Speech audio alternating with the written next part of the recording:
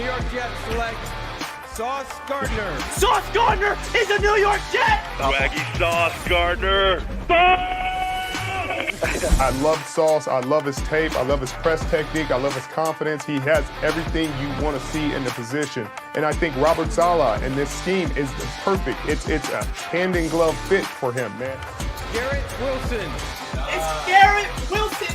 The New York Jets have just got two big-time playmakers! I believe that Garrett Wilson is going to be the most impactful rookie receiver in this class. And I think we see Zach Wilson play like he did the last 6 games of the year, times 10, and have a phenomenal second season. Wow, you think? Yeah! Yeah! Let's Jermaine Johnson! Brees Hall, running back, Iowa State.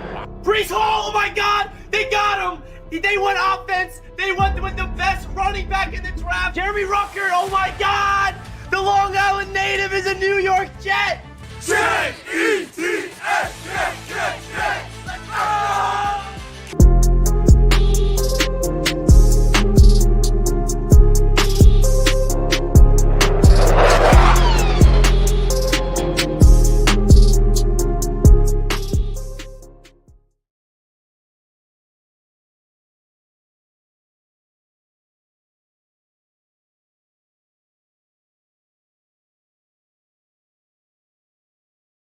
Yo, you guys did not hear a word I just said. My mic was muted, but now it's not muted anymore.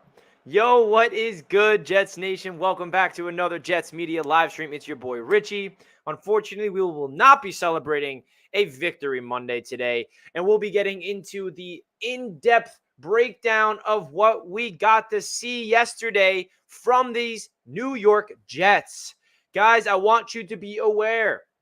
On this channel, we're going to be live every single Monday at noon for 2 hours. Starting today, this is the first edition of the brand new series on this channel where I go live. We're going to be taking some live callers later on in the stream. We're going to have Jack joining the party halfway through the stream. We're going to go really in detail about all the stats, all the positives, all the negatives, which there are a lot of negatives to get into. What needs to be changed in order for this Jets football team to play winning football? Looking at the opponent next week, really digging deep into the analytics about what happened yesterday against the Baltimore Ravens. If you guys did not see, I made my game day vlog yesterday, uploaded it this morning. I gave you guys an inside perspective of what it's like to go to a Jets game with me and Jack. We got a tailgate, the whole thing. So if you guys want to check that out, that is already on my YouTube channel. I really do appreciate you guys if you go check that out. Let me know your thoughts. Landon liked it. Holy crap, Richie, that breakfast on the Blackstone looked delicious. Thank you, man. Thank you. So we are basically going to go really in detail, and I want to hear from you guys in the chat. I want to hear from you guys when you guys join the live caller segment later on in the stream, because a lot of Jets fans are really livid right now. Jets fans are pissed. And guess what? Jets fans, we deserve it. There's no fan base on the planet that deserves a winner more than the New York Jets. Every single year, we hype up the offseason. I wouldn't say every year, but this offseason felt different.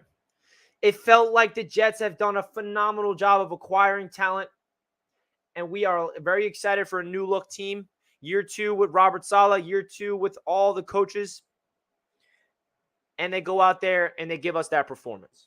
Now, I'm going to give you guys my in-depth breakdown because this is my first time really talking about this game outside of the vlog, because I was unable to go live yesterday during the game. Obviously, I was there. I was unable to make a recap video because I was at the game. So I wasn't really able to give you guys my in-depth analysis of this game yet. So this is the first time you're going to hear from me. So welcome into the stream. If you're new, please do me a favor and smash that thumbs up button. We're going to be live for quite some time today. So if you guys can hit that thumbs up button right now, I would greatly appreciate that because we have so much to get into in today's live stream. And I'm really excited to hear from you guys in the chat. And I'm really excited to dig deep into this game. I watched the entire broadcast this morning, so I got a good perspective of what happened, because when you're at the game, it's really hard to dissect what's happening when you're, at the game watching it live. And I took so many things away from watching the broadcast instead of watching it at the game. I missed so much because you just don't know what's happening really at the game as much unless you're watching it behind the television, obviously. So Before we get into all the analytics and all the things I want to talk about, we have so many things to break down. I just want to say, guys, thank you so much for all the support here on this channel. Yesterday was great. If I met you at the game, I really do appreciate meeting each and every one of you guys. The Jet Lounge hosting us was great. Meeting all the content creators again, Sack Exchange, all my subscribers that came up to me. It was awesome to talk football with you guys, and we're all in this together. And I can see that you guys have a lot to say in the chat, and I'm really excited to dig deep into the chat. So the first thing we're going to talk about today is going to be Jets losing 24-9. Let's go over the game in a nutshell. Let's go from first quarter all the way to the fourth quarter. So the Jets come out there out of the gate. They look pretty damn good defensively, man. We are going up against the MVP quarterback in Lamar Jackson. We're going up against one of the best quarterbacks, one of the most slept-on quarterbacks in the league, in my opinion. We all know that he did not get paid. I think he deserved to get paid, and he did not. Lamar Jackson goes out there in the first quarter, and the Jets defense is there, man. The Jets defense is fully healthy. They're loaded right now. There's no injuries, knock on wood. And they showed out. The defense did their job yesterday. The offensive special teams, they did not do their job yesterday. Absolutely not. Now, was the defense perfect? Absolutely not. But the defense did everything they possibly could to keep us in this game. You cannot expect this defense to stop Lamar Jackson every single time they touch the field. It's inevitable for Lamar Jackson to get an explosive play. We held the Ravens to just 3 explosive plays. That's not that bad. But the problem is our offense lacks any explosiveness. It lacks competence. And that has a lot to do with our offensive line and our backup quarterback, Joe Flacco, being a statue. So the first quarter wasn't too bad. Pretty sure it's 3-0 Ravens. We had a missed field goal, which was unfortunate, unless that was the second quarter. We go out there, the offense, Michael Carter looked really good. First play of the game for the New York Jets offense, Michael Carter gets a 12-yard rush. And then all of a sudden, Joe Flacco gets sacked, and then we have to punt the ball. Defense goes on the field. We're all over the place. We force a punt. It's a rainy game. The elements of the earth is really implementing this game because there's a lot of drops, a lot of slippage, a lot of things. Joe Flacco throws an interception. Sets up the Ravens for a prime opportunity to get a touchdown. What happens? The Jets defense stops them. The Jets defense does everything they possibly could to keep them in the game. Quinnen Williams on third down gets into Lamar Jackson's face to create the pressure and get the pass deflection. Forces Justin Tucker and the Ravens to 3 points. So I really loved the start of this game for the Jets. At halftime, I truly thought that we had a chance to win this game if this offense got their shit together, which never happened. We go into, at the end of the second quarter, listen, the way the Ravens scored, let me just break it down for you guys real quick. The 3 points that the Ravens got to start off the game. Joe Flacco throws an interception. They're set up for beautiful field position. And then it's 3-0 Ravens. When the Ravens get their next touchdown, what happens? Lamar Jackson throws a bomb down the field. LaMarcus Joyner gets called for a pass interference, and LaMarcus Joyner had a terrible day. Again, the defense was not perfect, but they did their job as a team. LaMarcus Joyner, he was looking over his left shoulder. He turns to his right to find the wide receiver. He ends up sprinting into the receiver, which causes a pass interference call, which gives the Ravens perfect field position to get in the end zone. 3rd and 5, Bryce Hall gets subbed in for his first play of the game. And then Lamar Jackson targets Bryce Hall for a touchdown to Duvernay, I believe. And now that Bryce Hall coverage was not bad. I don't want to hear people blaming Bryce Hall for that. It was literally 0.11 yards of separation that he had there. It's inevitable for Lamar Jackson to make a play, and he did there. He did. 10 points the Ravens get, and then the Jets finally march down the field and pick up 3 points to go into half with the score of 10-3. Now, what I did not notice when I was at the game, and what I noticed when I watched the game on broadcast, this made me sick to my stomach, everybody. Absolutely sick to my stomach. The Jets were 0-8 on third downs until the fourth quarter. That is absolutely, positively inexcusable. If you're 0-8 on third downs heading into the fourth quarter, you lost already. Bruh, That is absolutely ridiculous that this Jets offense cannot pick up a first down on third down. 0-8. Now, let's talk about this offensive woes. Now, I'm gonna change the picture of Robert Saleh to Joe Flacco, and this picture of Joe Flacco makes me sick to my stomach as well. Look at that man. Look at him. He's like,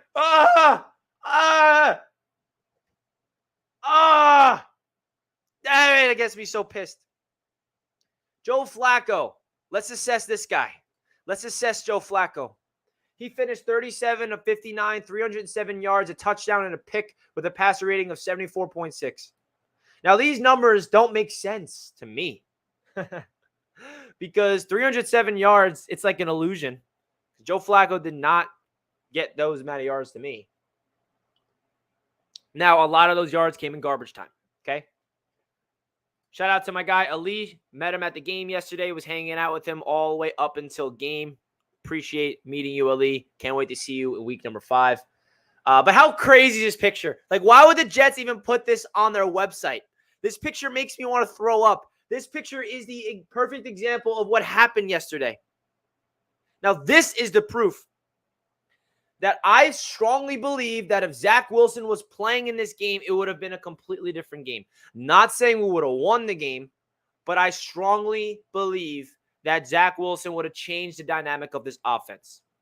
And the reason for that is because when you have an offensive line that's given up pressure after pressure and you have a 37-year-old statue of a quarterback in Joe Flacco, there are so many opportunities for, if you have a modern-day young quarterback like we do in Zach Wilson, to be able to move away from the pressure, scramble, extend plays, create something out of nothing. Now, that's not the thing that we want to hear. We want to be able to have a quarterback that can step up in the pocket and make some throws and within the structure of an offense. But look at this picture. I mean, Jets fans can collectively laugh hysterically because this is what we saw all game yesterday. Joe Flacco drops back to pass. He's scanning the field, and then he just, like, tries to run and just gets sacked. Like, the amount of times this offense had a couple good plays where they string together 3 or 4 solid plays, you're like, let's go. All right, baby, we're making some moves. We're moving down the field. And then it's a sack, 2nd and 19. Then they're going to have to punt the ball as I drop my mouse because your boy's getting a little heated. Smash that thumbs up button for your boy Richie getting heated right now because it's going to be a long stream of me ranting.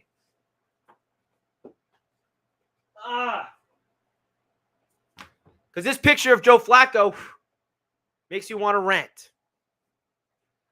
I wish we had Zach Wilson out there, and he cannot get more healthy quicker, bro. Seriously. So Joe Flacco's day was absolutely ruined by the offensive line. And listen, Joe Flacco didn't really have a bad day in terms of throwing the football accurately. He put the ball where it needed to be. He threw behind Corey Davis early in the game, which resulted in a drop on third down, which is crucial. He had an interception, which really wasn't his fault. Lawrence Cager slipped on his route. But still, you'd rather to see Joe Flacco not throw that ball there.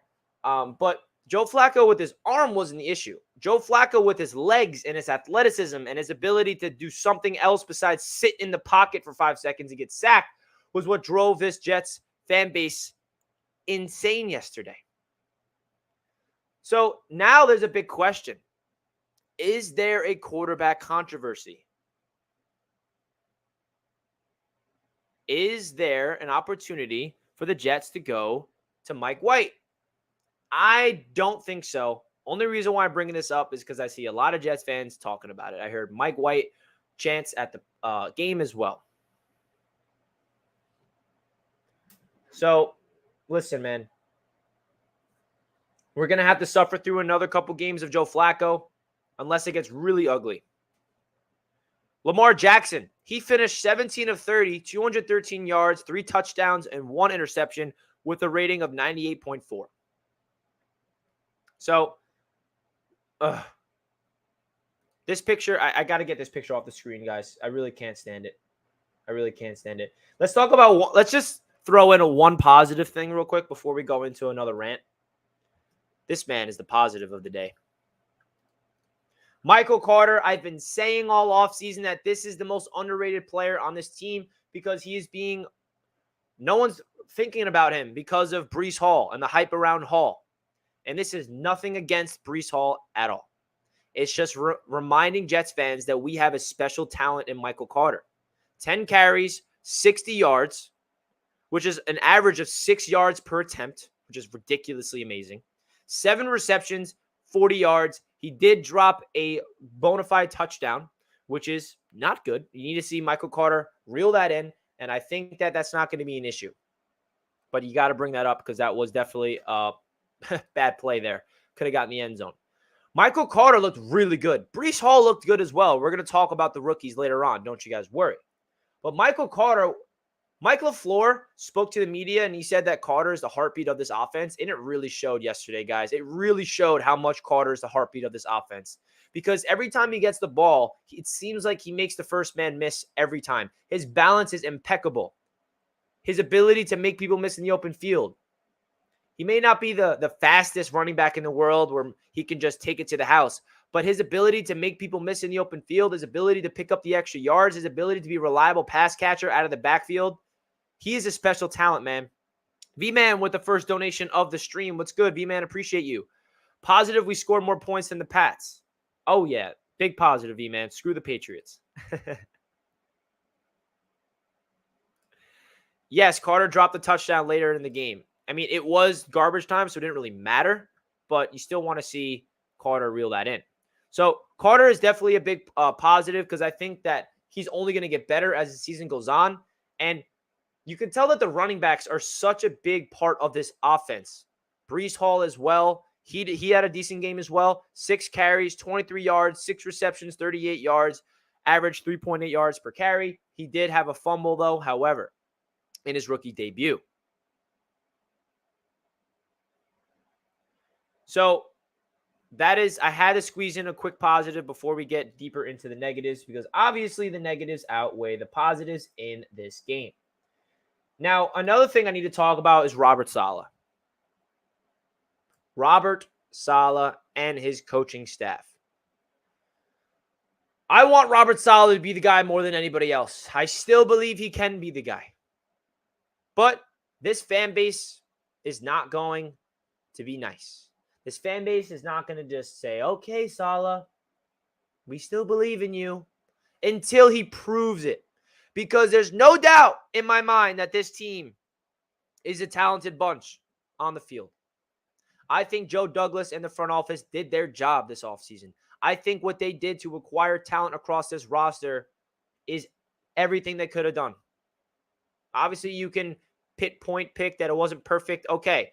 But there's no denying that the Jets have been getting nationally praised by the media on their offseason in terms of acquiring talent in the draft and free agency. But guess what? Talent does not win you football games. Coaching and execution and scheme and putting your players in the right position to succeed is what wins you football games. And guess what? This Jets football team did not show up on 2 phases of the football, that being the offense and the special teams. Defense gets a pass because they showed up. Were they perfect? No. They gave up explosive plays later in the game. They had some penalties. I understand that. But you cannot expect the defense to stop every single drive against Lamar Jackson. It's just unrealistic. The defense showed up. They played with physicality. They played with violence. They stopped the run, who is, by the way, one of the better running attacks in the league in the Baltimore Ravens. I understand that J.K. Dobbins is out and Gus Edwards was out. But this running attack of the Baltimore Ravens is very good, and the Jets defense absolutely stopped that run game. But the offense, atrocious. 0-8 on third down, still fourth quarter. Disgusting. Special teams? I don't even want to talk about that. Sorry, excuse me. I bring up the special teams and my burp's coming out. That was disgusting. My apologies. So now we're going into the special teams, starting off with Greg Zuerlein. The Jets offense finally gets some momentum. We're seeing a great drive here. Michael Carter first down. Corey Davis and Garrett Wilson. We're in field goal range. 45-yard field goal attempt. Greg Zuerlein misses. Bro, Greg the leg. You beat Eddie Pinheiro in camp. And Robert Saleh was asked about it. He said that they opened it up for a competition. Greg simply looked better in camp. Greg Zuerlein misses that field goal, just sucks the life out of us Jets fans because they had a great opportunity to tie the game at 3 apiece. And then he misses a point after, which it didn't really matter because the game was lost, but still, he needed to be able to hit that.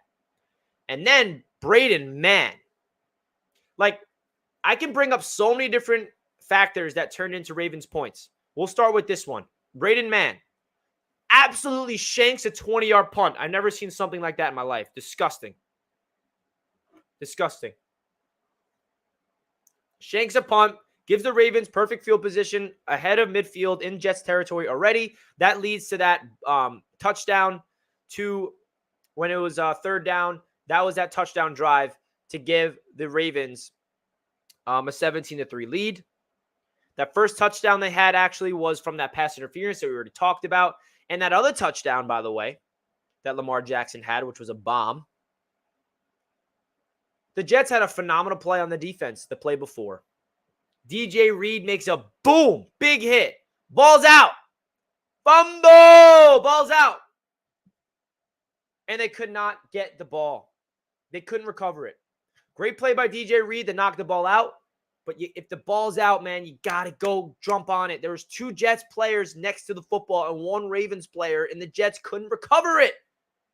And guess what happened on that next play? The score 17-3. I think 7 or 6 minutes left the third quarter. The Jets could have had a turnover on downs with really good field position. Guess what happened on the next play after the Ravens recovered their own fumble? It was the bomb to Bateman. Touchdown. The next play. So, and that's what made it 24-3, and the game was put to bed there. So there were so many little things about this game that it kind of felt like we lost the game ourselves.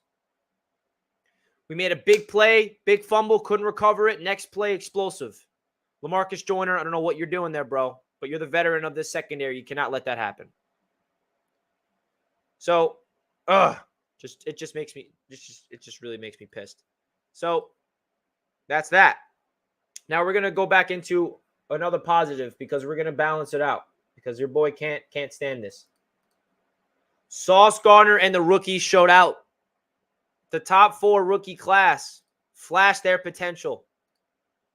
Sauce Gardner had a tremendous debut. 34 covered snaps, 1 catch allowed, which is 8 yards. 1 forced incompletion, which was this saved touchdown on one of the best tight ends in football, Mark Andrews. He had a 72.5 coverage grade, which is 8th amongst 67 cornerbacks that was graded so far via PFF. So Sauce was locked down. Sauce had a tremendous debut highlighting this play. Garrett Wilson.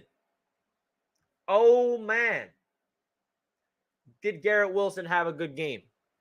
Garrett Wilson finished with 4 catches, 52 yards. Listen up, Mike LaFleur. You got to feed this man. Did you guys see that play? His first time ever touching the football in his life in the NFL in the regular season. Now, I know people are going to say, oh, Richie could have got the first down if he just didn't make that third move. Okay. But the explosiveness this man possesses with the ball in his hands is ridiculous. Broken down play, 3rd and 10. Flacco somehow makes something happen, throws it across his body to Garrett Wilson. Garrett Wilson plants his foot in the ground, makes Kyle Hamilton juke him out of the shoes. Sorry, rookie, on rookie crime right there. Makes another man miss. Garrett Wilson picks up 9 yards. That was awesome. And then he gets another 3 receptions, finishes with 52 yards on the day. The Jets need to make sure that Garrett Wilson's not on the bench. I understand that he's wide receiver 4 right now, but this man does not deserve to be wide receiver number 4. He's way too talented. You got to give him the rock. They did give him 8 targets, which is good, but it happened way too late in the game. Way too late. So Garrett Wilson, he showed his potential. Jermaine Johnson, he got a sack, baby. It was a half sack because they credited Jacob Martin as well, but Jermaine Johnson showed out and got his sack. And then the final rookie to talk about is Breece Hall. Now, Breece Hall did not have a phenomenal rookie debut, but he definitely showed the potential. 6 carries, 23 yards, 6 catches, 38 yards, averaging 3.8 yards per attempt, and he had a fumble. So Breece Hall definitely showed out. He had a couple plays where he found his holes, wasn't perfect. And I got to remind everybody, the rookies last year in their opener did not look that great. Carter looked bad. Elijah Moore looked bad. Zach Wilson actually looked good in his debut last year. But the point is, you cannot judge a rookie based on their debut. And I think that all 4 of our prized rookies that we are so excited for in Sauce, Wilson, Jermaine, and Hall all flash their potential. And Jets fans should be excited about their progression throughout the rest of the season. Max Mitchell as well. You got to bring him up. He actually played pretty damn good. That offensive line that broke down wasn't really the right side. It was the left side. It was the veterans. Laken Tomlinson gave up 8 quarterback pressures, which is the most in the NFL. Now, this is concerning because we give Laken Tomlinson a big contract to be a guy that we rely on. But at the same time, we knew when we brought Laken Tomlinson in that he is a way better run-blocking offensive lineman than pass protecting. But at the same time, that is not excusable. 8 pressures. No. George Fant also had an awful day. Awful day for George Fant. Now, you got to give George Fant some leeway here because he is bouncing from left to right. He can't figure out which side of the field to master. So hopefully that he just needs to get back into the swing of things at left tackle. He played way too good football last year at that side to be concerned for this to be a season-long thing. But the offensive line, the left side, and Connor McGovern was getting eaten alive, bro, in the pass protecting. So the offensive line just simply looked bad in terms of protecting the quarterback. Now, I want to ask you guys this question. Would this game look any different if Zach Wilson was playing? I really believe it would have. Now, am I saying that Jets would have won the game with Zach Wilson? No, I'm not saying that. But I don't really want to see Zach Wilson out there with a crappy O-line and him running for his life. But I also would like to see Zach Wilson be able to make something happen. Now, the one thing I would say about if Zach Wilson played is he could have been prone to be making a little more bad decisions in terms of throwing the football over the middle and maybe got picked off a little more with this much pressure. But what Zach Wilson would have done is not look like this when running. This is my point here. Zach Wilson would have been able to move out of the pocket, allow the wide receivers down the field to break off their routes, scramble plays, and you never know what Zach Wilson can do. And another thing about this game that's kind of making me feel not satisfied is it's like this whole organization, this whole season is about the question mark at quarterback. And it's just like a stigma that's weighing over my head and a lot of Jets fans' heads right now. It's like, yeah, yesterday sucked. We lost and we got blown out. Yeah, the same feeling of disappointment. But it's like we still don't know what we got in Zach Wilson because he didn't play and he's hurt. It's like if Zach Wilson played yesterday and we got a sense of where he's at, did he look like the same quarterback from last year? Is he making any improvements? Does he look like a year 2 quarterback that's scanning the defense a little differently? Is he still making the same mistakes? Like that's still a huge question mark that Jets fans just want to know the answer to. And it's unfortunate because we don't know the answer yet. And we have to be patient to week 4.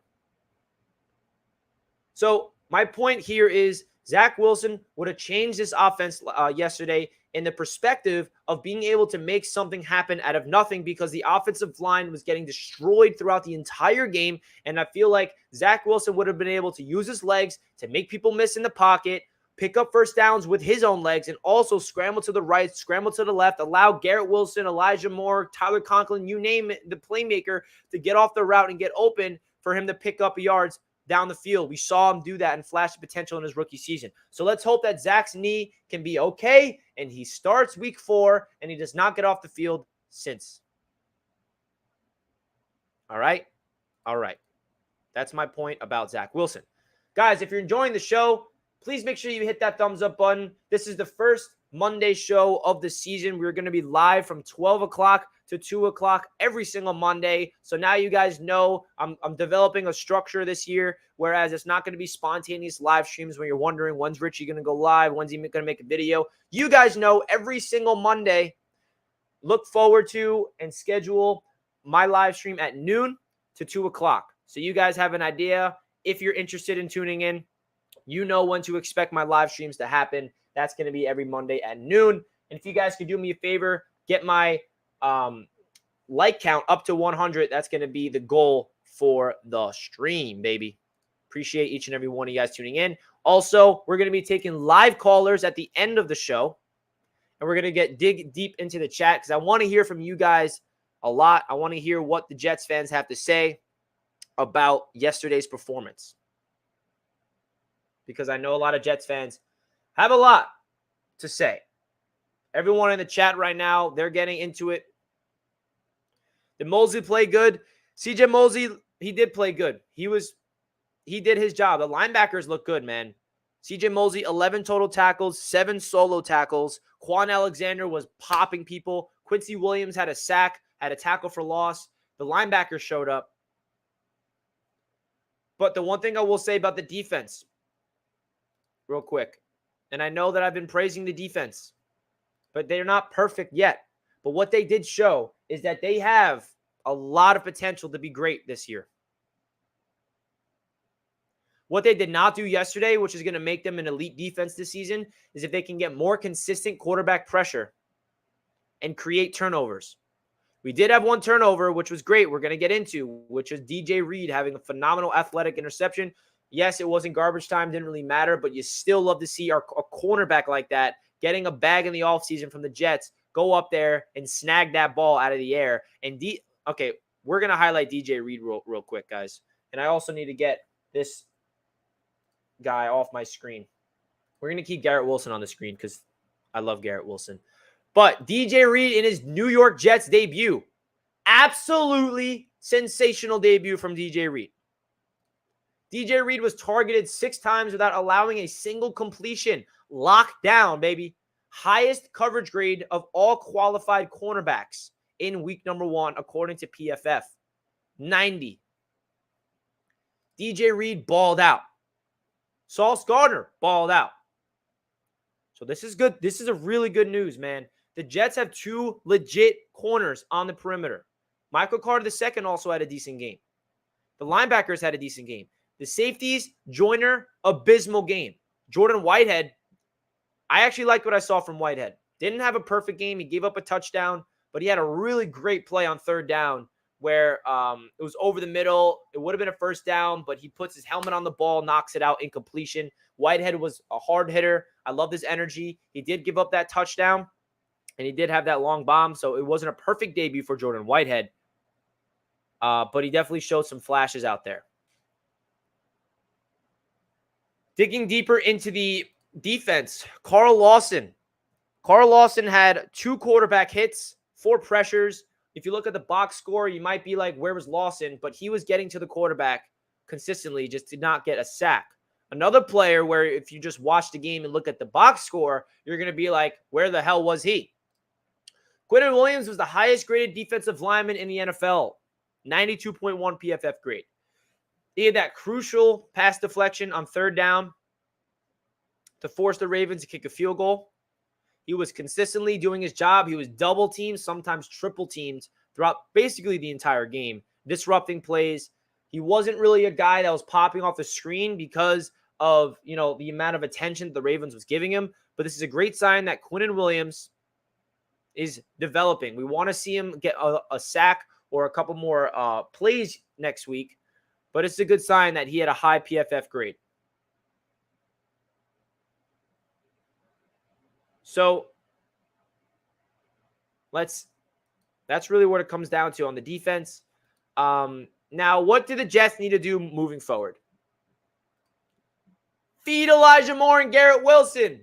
Do I got to say it again and louder? Feed Elijah Moore and Garrett Wilson. I don't understand why Joe Flacco did not look Elijah Moore's way all game, because I was at the game, and it's hard to see this when you're watching the game on the broadcast You can see it on the film room if you guys want to go look in the film room. But not every play, but the amount of times I saw Elijah Moore wide open down the field and Joe Flacco not even looking in his direction was way too much. Elijah Moore, there were some times where he wasn't getting open. Humphrey was locking him down sometimes. He was going up against a very good secondary. But there were some times that Elijah Moore was open and Joe Flacco just did not look his way. Did not even throw him the football. Now that just can't happen, especially when you're a veteran quarterback in Joe Flacco. Garrett Wilson, he showed how good he is.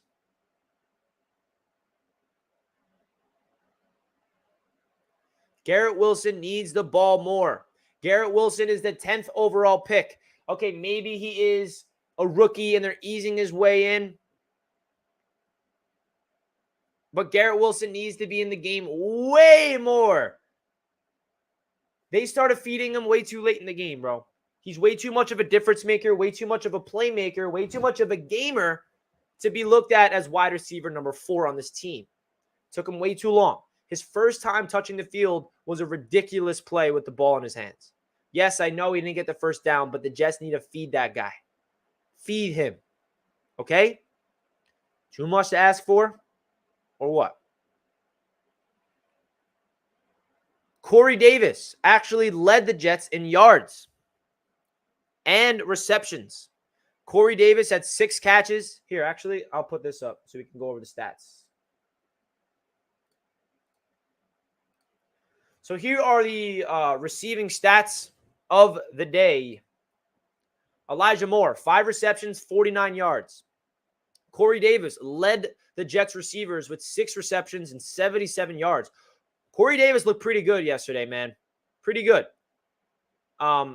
He had a drop early in the game, but it really wasn't all on him. It was a ball way behind him. He was running over the middle, and the ball was over like this, and it was a really hard ball to reel in. Bad throw by Flacco, but at the same time, you want to see Corey Davis be able to catch that ball.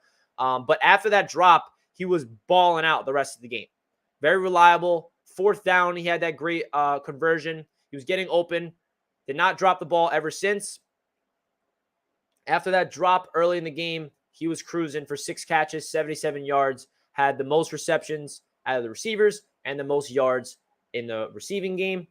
Garrett Wilson, 4 catches, 52 yards, definitely looked like a guy that needs the ball more. Braxton Berrios, the old reliable, 5 catches, 37 yards. Tyler Conklin, 4 catches. He had a fumble, which is really crucial. Shout out to Garrett Wilson for being able to get the ball back because, oh my God. First of all, if Conklin did not fumble the ball, it would have been 1st down. The Jets could have got a touchdown potentially. But Conklin, he had a drop and didn't look that good in his debut. Did get a garbage time touchdown. Woohoo. Michael Carter and Breece Hall look really good in the receiving game. You can tell that this Jets offense relies on the running attack to get open in the passing game. Carter, 7 receptions, 40 yards. Breece Hall, 6 receptions, 38 yards. So the weapons, it wasn't a perfect day. There were times where they're not getting open and not getting the separation that you want. But you got to be able to feed the ball to these receivers as the season goes on. So that's really the stats from the New York Jets receivers. And going into touching on the New York Jets weapons again, wasn't all positives. The Jets were tied for the NFL lead with 4 drops in week number 1. Tyler Conklin, Corey Davis, Breece Hall, and Michael Carter all had drops apiece. So the Jets got to be able to catch the football. I don't want to hear the excuse that it's raining and the ball's slippery. You're in the NFL. Catch the damn football. Okay? Thank you. Thank you. Too much to ask for? Is it, guys? Now let's talk about this damn offensive special teams not showing up.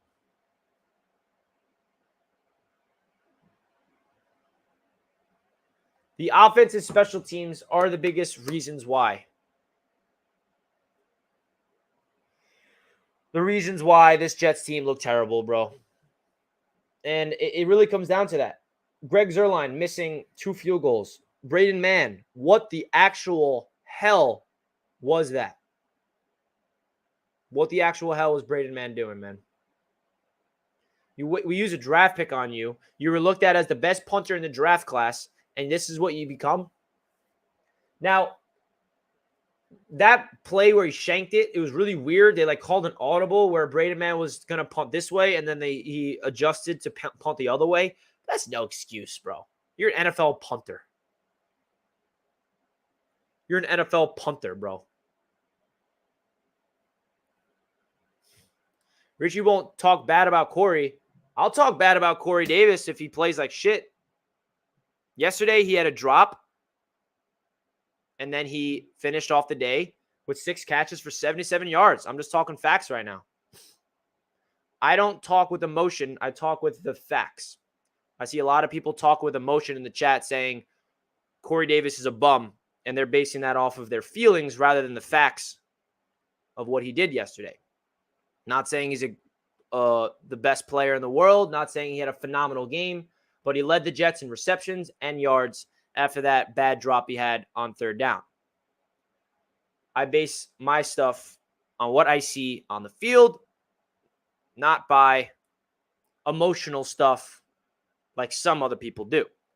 So this New York Jets team has a lot of things to work on, and I'm actually really excited to hear your guys' thoughts when we get to the live caller segment, and you guys better come in and call in. I don't want to see anybody shy, okay? I see a lot of people in the chat talking a lot. So I want you to come in here. I'm saying stuff that you disagree with. You're more than welcome to come and say, yo, Richie, I don't understand your point here, and we can get into a little debate, or you can just ask me a question. All right?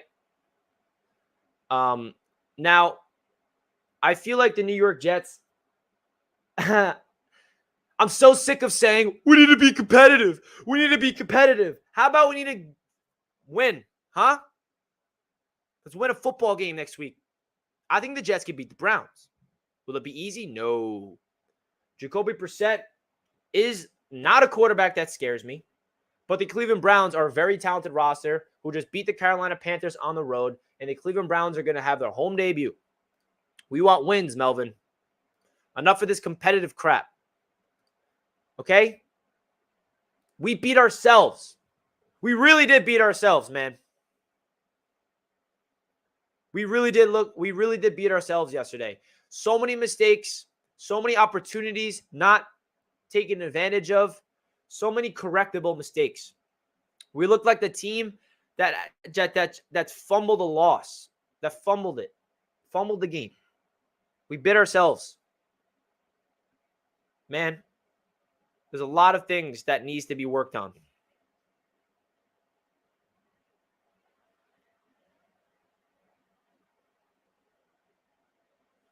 So I think that this Jets team has a long way to go. We need to win this damn football game this week, bro.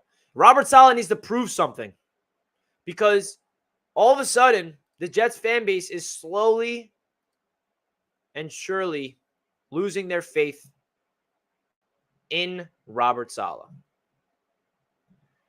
And guess what Robert Saleh needs to do to win this fan base over? He doesn't have to say anything in the media, doesn't have to do anything other than preparing his football team to go out there and look like a competent franchise that can win a football game. Now, yes, it is unfortunate. We do have to remember and put things in perspective that we're playing with a backup quarterback. We're playing with our backup tackle out there, but that should not be an excuse for what we saw yesterday, especially on special teams. Brant Boyer, you're one of the best special teams coordinators. You survived 3 coaching staffs. That can't happen.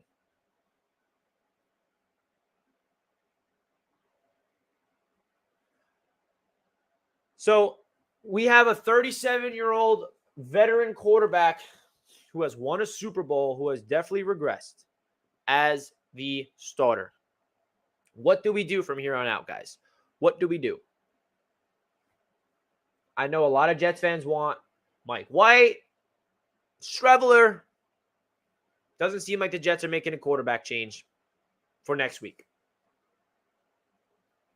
So I still believe in Robert Saleh, by the way. I still believe in his message. I still believe in the scheme. I still believe in the coaching staff. But the one thing I'm going to say here is I can feel something that Jets fans have grown to get used to, which is very unfortunate. You get this feeling of a head coach losing the team and losing the fan base. And when that happens, it's just not a recipe for success. Now, I've noticed as a Jets fan in my lifetime, it is so hard to survive as a Jets head coach in this media. So, Robert Saleh, you got to be able to hold your team accountable. Stop being a nice guy and patting your team on the back. All right, guys, you fought hard today. You did well today. We need Saleh to be screaming at these players, holding them accountable. Now, this team didn't really bite themselves in the foot in terms of penalties a lot outside of that LaMarcus Joyner PI. Yes, that was a game-changing play. So that's good to hear. But at the same time, this coaching staff really needs to look themselves in the mirror because this is their first gig. Year 2 of their first gig. LaFleur's first time as an offensive coordinator. Saleh's first time as a head coach. They need to be able to look at themselves in the mirrors and understand that if they do not start winning football games in the September and October, because this franchise just cannot win a game in September. They can't do it. You just start the game, start the season off, and it goes to the shit every single year, and Jets fans have grown tired of it. Jets fans have grown tired and exhausted of it, and I do not blame them because we are waiting for this team to turn the corner.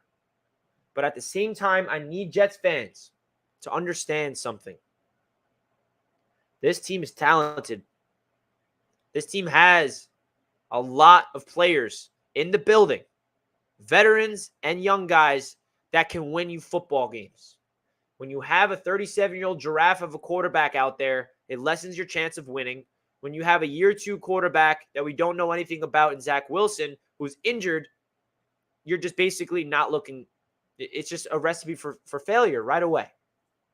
A lot of things not going the Jets' way to start off the season.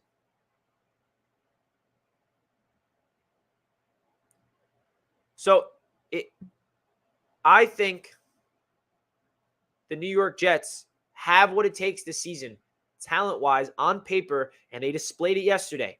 The defense, C.J. Mosley, Jermaine Johnson, Quincy Williams, Quan Alexander, Carl Lawson, Quinnen Williams, DJ Reed, Sauce Gardner, Michael Carter II. They showed up. LaMarcus Joyner was terrible. Whitehead did not have his best debut. The safeties were a negative. But there was so much to look forward to on this defense that they can really be the reason to win you football games. They destroy the Ravens in terms of the run.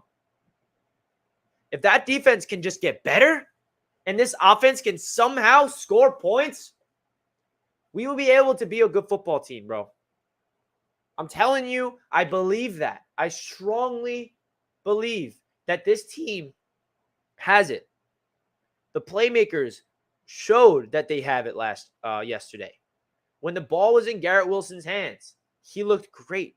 When the ball was in Michael Carter's hands, he was great.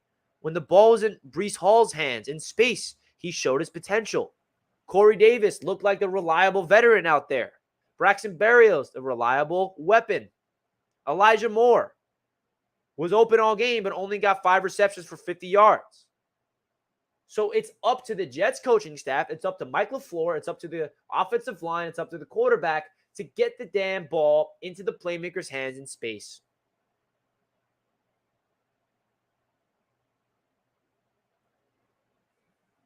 So that's really what it comes down to for me, man. On paper, the talent's there. And I really don't think that is the question right now. The question is, can these players execute?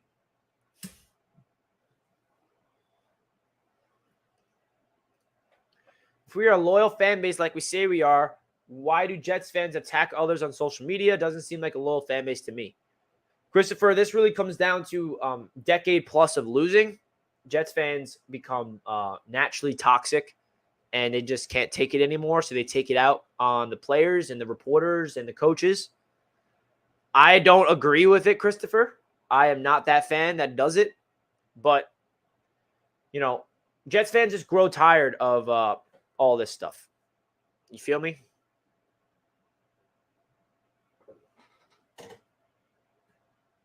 And they take their frustration out on social media. Richie, the best part of yesterday's game was your breakfast. LOL, look good, man. Thank you, Johnny. I appreciate that. If you guys want to check out my vlog, I posted it yesterday. Give you some positive energy. Obviously, it's funny because you see how hyped up I am all day. Obviously, you don't see my reaction to the game until at the end of the video. You see the anticipation for week number 1. You see me and Jack cooking up a breakfast. You see Jack performing a song.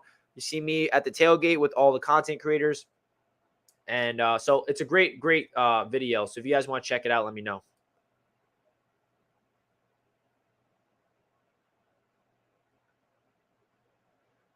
The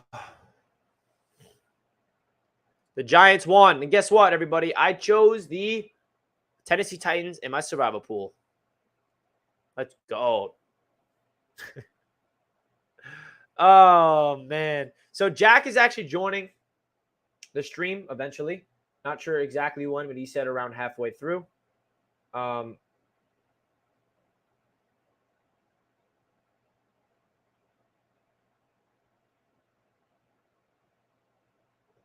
He's texting me right now, Jack.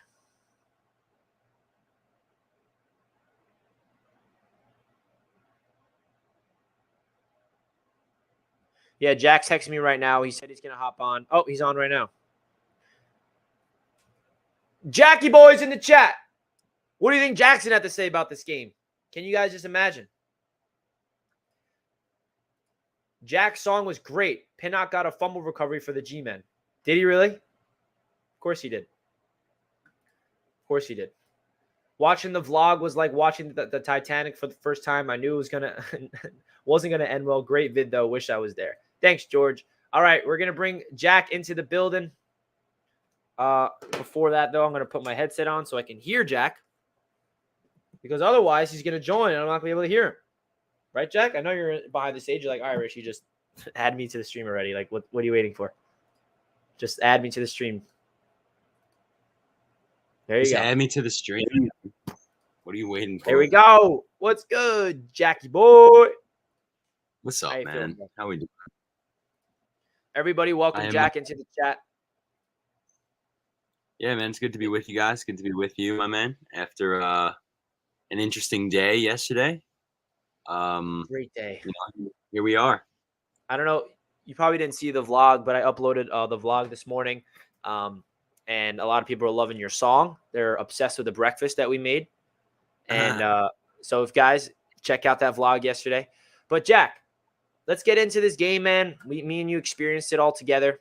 We got a lot of Jets fans in the chat right now that are livid. They're upset.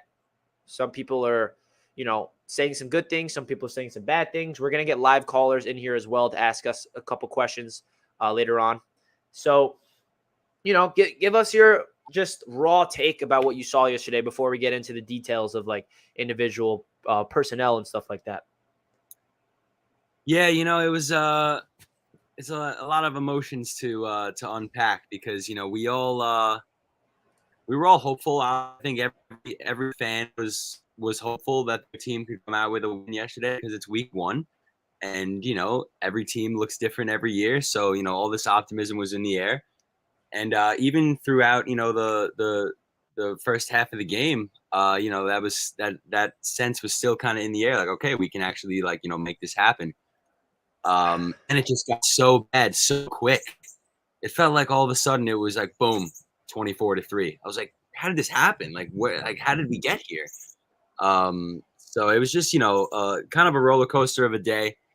I expected a sloppy game, especially due to the conditions, but I expected a sloppy game anyway, just because of, it's early in the season. and everybody's a little bit rusty. But I was certainly not expecting the total lack of pretty much any offense whatsoever, outside of a couple of nice plays from Michael Carter stick out in my head. And then of course we're the kings of garbage time. The team actually starts to look pretty decent as the game starts to end. Corey Davis was making a couple of nice catches in garbage time. None of it mattered. So it was just frustrating, man. That definitely frustrating to be in the stadium. We were all obviously, but we were all really, really pulling hard for a win yesterday, and not even close, man. So definitely very frustrating. I will say that the defense looked good. I'm sure you said this already in the stream, Rich, but we were saying all day yesterday, like we can't expect the defense to like hang on the way they did like that all game long. Like the offense needs to be competing and putting up points of the board for ourselves, and that's how we can keep a close game. But the fact that we let up 24 points to an electric free Jackson, I think that's it was a winnable game. It definitely was. The Ravens were kind of, until they pulled away, the Ravens were kind of almost begging us to make it a game, and we just couldn't find a way to make it competitive. So it was just extremely frustrating, man. Defense looked good. Offense looked like crap. Special teams. All of a sudden, we have no confidence in our kicker or punter. So that's great as well to add to the mix. Hey, at least no one got injured yesterday. Michael Carter was down, and it looked scary for a minute there, but he came back and he did his thing. So at least we got out of the game with no injuries. But yeah, man, pretty just stagnant, ugly, sloppy play. Yeah, very well said. Real quick, V-Man with a generous donation. As always, V-Man, we appreciate you. Fun fact, the Ravens are named after a poem written by a dude who married his 14-year-old first cousin at age 27. Never look at the Ravens the same. V-Man, appreciate you. Edgar Allan Poe. Yeah, Edgar Allan Poe. Appreciate the donation as always, and the fun facts are always appreciated here from V-Man. So, Jack, you hit on the nail, man. Obviously, the three phases of the football that we're looking at, the defense stepped up. Two other ones did not. And I feel like Jets fans are, a little frustrated right here. So we look at Joe Flacco's stat line. This makes no sense. The first thing that pops out of the screen, Jack, 59 pass attempts. Crazy. That can't happen. You're never winning a football game if your quarterback puts up 59 pass attempts. The 307 yards came all in garbage time. So what was your evaluation of Joe Flacco? Because he, you got to understand that the offensive line did not help him. We get that. But he just looked like an absolute, quarterback that cannot really get anything done for this team. He looked like a liability with the ball in his hands. Yeah. And I have this crazy photo that I'm going to try to bring up as you talk about Joe Flacco that makes you sick to my stomach. So what was your evaluation of the backup quarterback, Joe Flacco, and what do you want to see them? Like, is there any chance to see some Jets fans want Mike White or even try Strevler? Like, what do they do heading into against the Browns and the Bengals as we wait for Zach Wilson to get healthy? That's a difficult question, honestly. I imagine my guess is that Joe Flacco is going to be starting next week, almost 100%.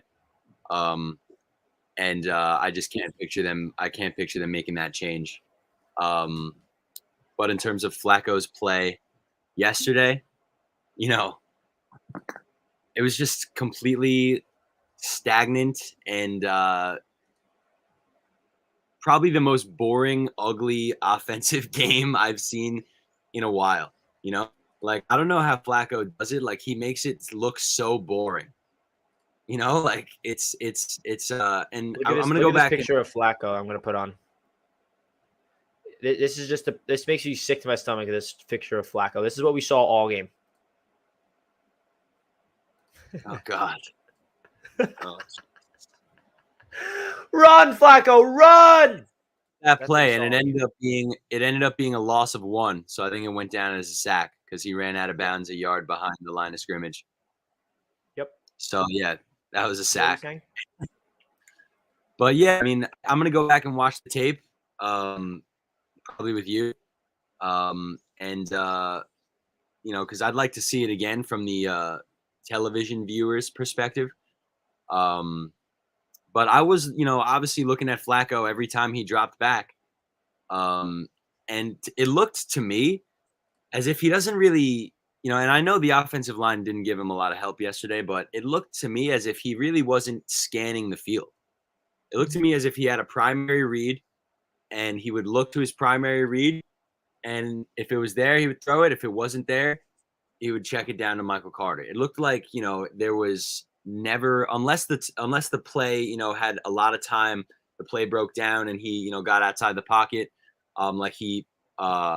like that play got extended on that crazy Garrett Wilson catch and run. You know, obviously had a little bit more time to survey the field. It was still a wild play, and I was waiting for that ball to get picked off as soon as he threw it, because he threw it across the field. But maybe with a little bit more time in the pocket, we'll be able to get to Garrett Wilson and Elijah Moore with a little bit more consistency. But it felt like every pass was ended up being just a check down to whichever running back was out there on that particular down. So I watched the full broadcast this morning, Jack, and you said obviously when you watch the broadcast, you pick up on things. It's hard to really evaluate a football game when you're just watching it live. You know what I noticed watching the broadcast that neither you and I noticed while being at the game that makes me sick to my stomach? The Jets were 0-8 on third downs until the fourth quarter. Wow. 0-8. They cannot get a first down on third down for the life of them. That is a recipe for disaster. That is a perfect example of how bad this offense truly was yesterday. Now, I don't know the reason for this. If you go back and watch all the third downs, incompletions, bad play calls, I don't know what it was, but the truth of the matter is you can't be 0-8 on third downs until the fourth quarter when you're already losing 24-3. I mean, it's just that can't happen. It is kind of crazy. It absolutely can't happen. And it is kind of crazy how those are the things you don't notice when you're actually watching the game live. But if somebody would have said that, in the stands where we were all watching, that would have been brutal. We probably all would have booed. So yeah, dude, there's really offensively, there's really not much good to unpack besides individual plays here and there. Yeah. And I don't even like doing that anymore because it's like, we're so past the point of that, It's like, we have to find these little nuggets of something good just to, Yeah, I mean, that little nugget is definitely Carter. 100 total yards, 60 rushing yards, 40 receiving yards, 7 receptions. Had that dropped touchdown pass, but you want to see him reel in. But seeing Carter go out there is a positive sign. You're right, Jack. 100%. There's not a lot of positives to talk about with the offense. When we put 9 points up and 1 touchdown is in garbage time to Tyler Conklin, Carter did miss that touchdown pass, honestly, which would have been big for me in fantasy.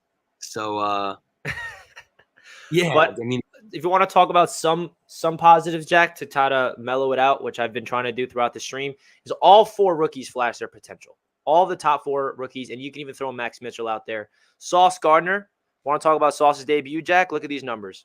Sauce in his debut, 34 coverage snaps, 1 catch allowed for 8 yards, 1 forced incompletion, which was a saved touchdown, which is a phenomenal play.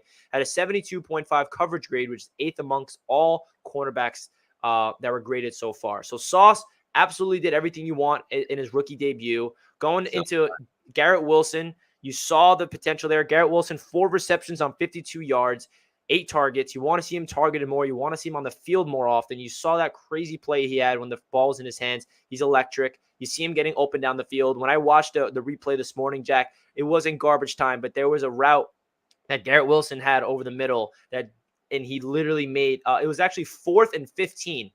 And it was the drive where we got that garbage time touchdown to Conklin. It was 4th and 15, and the first down was like the 3-yard line or something. And Garrett Wilson ran an out route to the sticks, and it was man out, man coverage, and he made whoever was guarding him literally fall to the ground on his route.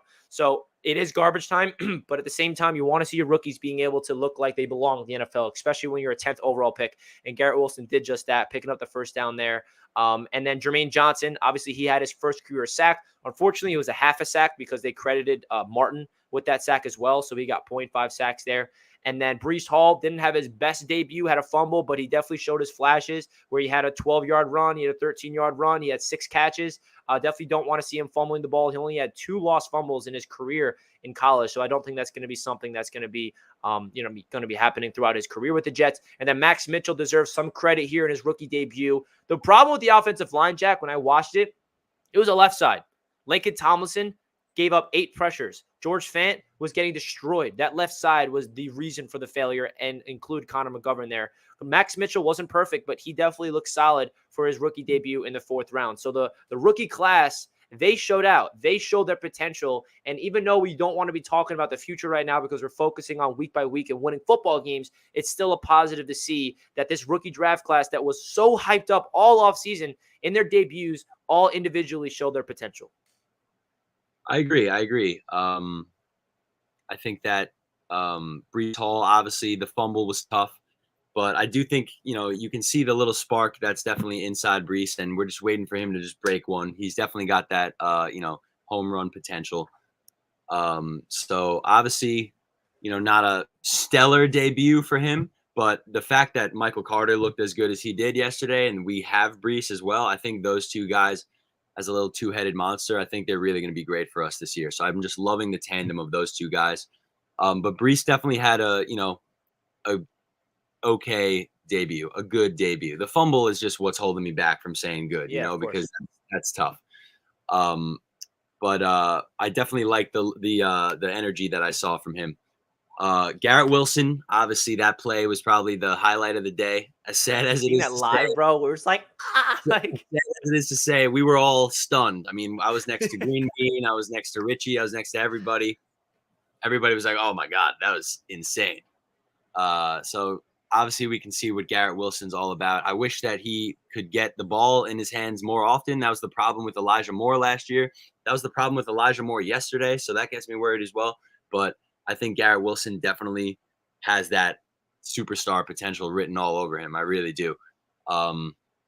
Max Mitchell, I think that, obviously you said he didn't have a perfect day, but, a solid day. I do remember that one, I think it was either a quick screen out wide or a run out wide. There's a run out wide. I know what you're talking about. Max Mitchell was lead blocking, and he absolutely blew it wide open, and it was a nice gain right up the right inside the tackle there. So that was nice to see from Max Mitchell. Again, not perfect, but a good start for the rookie. Him and AVT looked like the best offensive lineman yesterday. Like the two young guys, the veterans struggled. The fact that Mitchell is the one guy that we're mentioning that we never expected would start week 1 out of these 4 that we're talking about right now is you got to give him a little props for that as well. He looks good, kind of getting thrown in there very last minute. Yeah, exactly. And with the negatives, real quick, the Jets were tied in the NFL lead with 4 drops. Conklin, Davis, Hall, and Carter all had drops individually. That needs to be cleaned up. And Lincoln Tomlinson gave up 8 quarterback pressures. That's the most in the NFL. When you're assigned, Tomlinson, when we signed him, Jack, we knew that he was a dominant run blocker and he was an okay pass blocker. But okay pass blocker doesn't mean giving up 8 quarterback pressures. So that needs to be fixed. That can't happen. And I'm sure Lincoln Tomlinson, being the veteran that he is, very good person, very good leader with this team, will tell you that, and he'll accept and be held himself accountable. So that can't happen. And George Fant just got probably the worst George Fant game we've ever seen in our lives. But at the same time, he's moving around a lot. Hopefully he can really get comfortable back at that left tackle position because, the offensive line, no matter if Zach's out there or Flacco or whoever the quarterback, we're never going to win football games with 8 quarterback pressures given up by your left guard. Yeah, that's not what we expected at all when we signed a guy like him. Pro Bowl caliber guy. And it's tough. It's definitely tough. Yeah. Not what we expected at all. So, but the good thing is a free agent acquisition that made his Jets debut balled out. DJ Reed targeted 6 times without allowing a single completion. He locked it down. Highest coverage grade of all qualified corners in the NFL, including that super athletic interception that he had at the end of the game. DJ Reed looked tremendous yesterday, and that is such a good sign for this Jets defense because Sauce Gardner, we are expecting greatness out of him right out of the gate. I mean, you're the 4th overall pick in Sauce. Obviously, he's a rookie, so he might get beat here and there maybe. He might have some penalties, might have some rookie mistakes. But DJ Reed was one of those free agent acquisitions that Jets fans are so excited about, and he's been so slept on by the national media throughout his time in the NFL because his numbers match up with Jalen Ramsey's and all the top corners, but no one's talking about him. So it's good to see him make his Jets debut, especially where he was banged up all training camp, battling with injuries, not being able to play a lot in practice, still go out there and dominate. I mean, absolutely dominate. You cannot ask for a better performance from DJ Reed yesterday. So that's definitely a positive in a bad day yesterday for the Jets. Yeah, man. I think, between DJ Reed and Sauce Gardner, we got a very, very solid group of outside corners. And, that hypes me up, man, to see DJ Reed as with the highest coverage grade so far. With one more game to go tonight. So there's a very high chance that he might end up being the best performing corner of the week. That's awesome, man. It's awesome. And then another positive that you didn't really seem like this watching the game, but Quinnen Williams was the highest graded D lineman in the NFL in week number 1, 92.1 in PFF. PFF is an interesting, people, I always, base my information off of them, but obviously it's really hard to evaluate. But watching the game over again, Jack, Quinnen Williams had a really great play. Remember when Joe Flacco had that interception and the Jets defense had a stand in the red zone? Quinnen Williams had a pass deflection on 3rd down, literally mauled the interior offensive lineman, was in Lamar Jackson's face, chucked the ball down, incomplete. Quinnen Williams is the reason for that. And then throughout the remainder of the game, man, Quinnen Williams was being double-teamed, being triple-teamed throughout the entire game and still, opening up his teammates. Carl Lawson, on paper, you might not think he did anything, but he actually did finish with 2 quarterback hits and 4 pressures. So that's a great sign from Carl Lawson that he is, looking like his old self. Obviously, you want to see him get his hands on the quarterback throughout the season. But for Quinnen Williams to have the highest graded D lineman in the NFL week 1 is a positive, but you do want to see Quinnen Williams take that step of wrecking havoc. But it's going to be hard for him because he is the guy that everybody is blocking, and he was being double teamed, sometimes triple teamed throughout the whole game.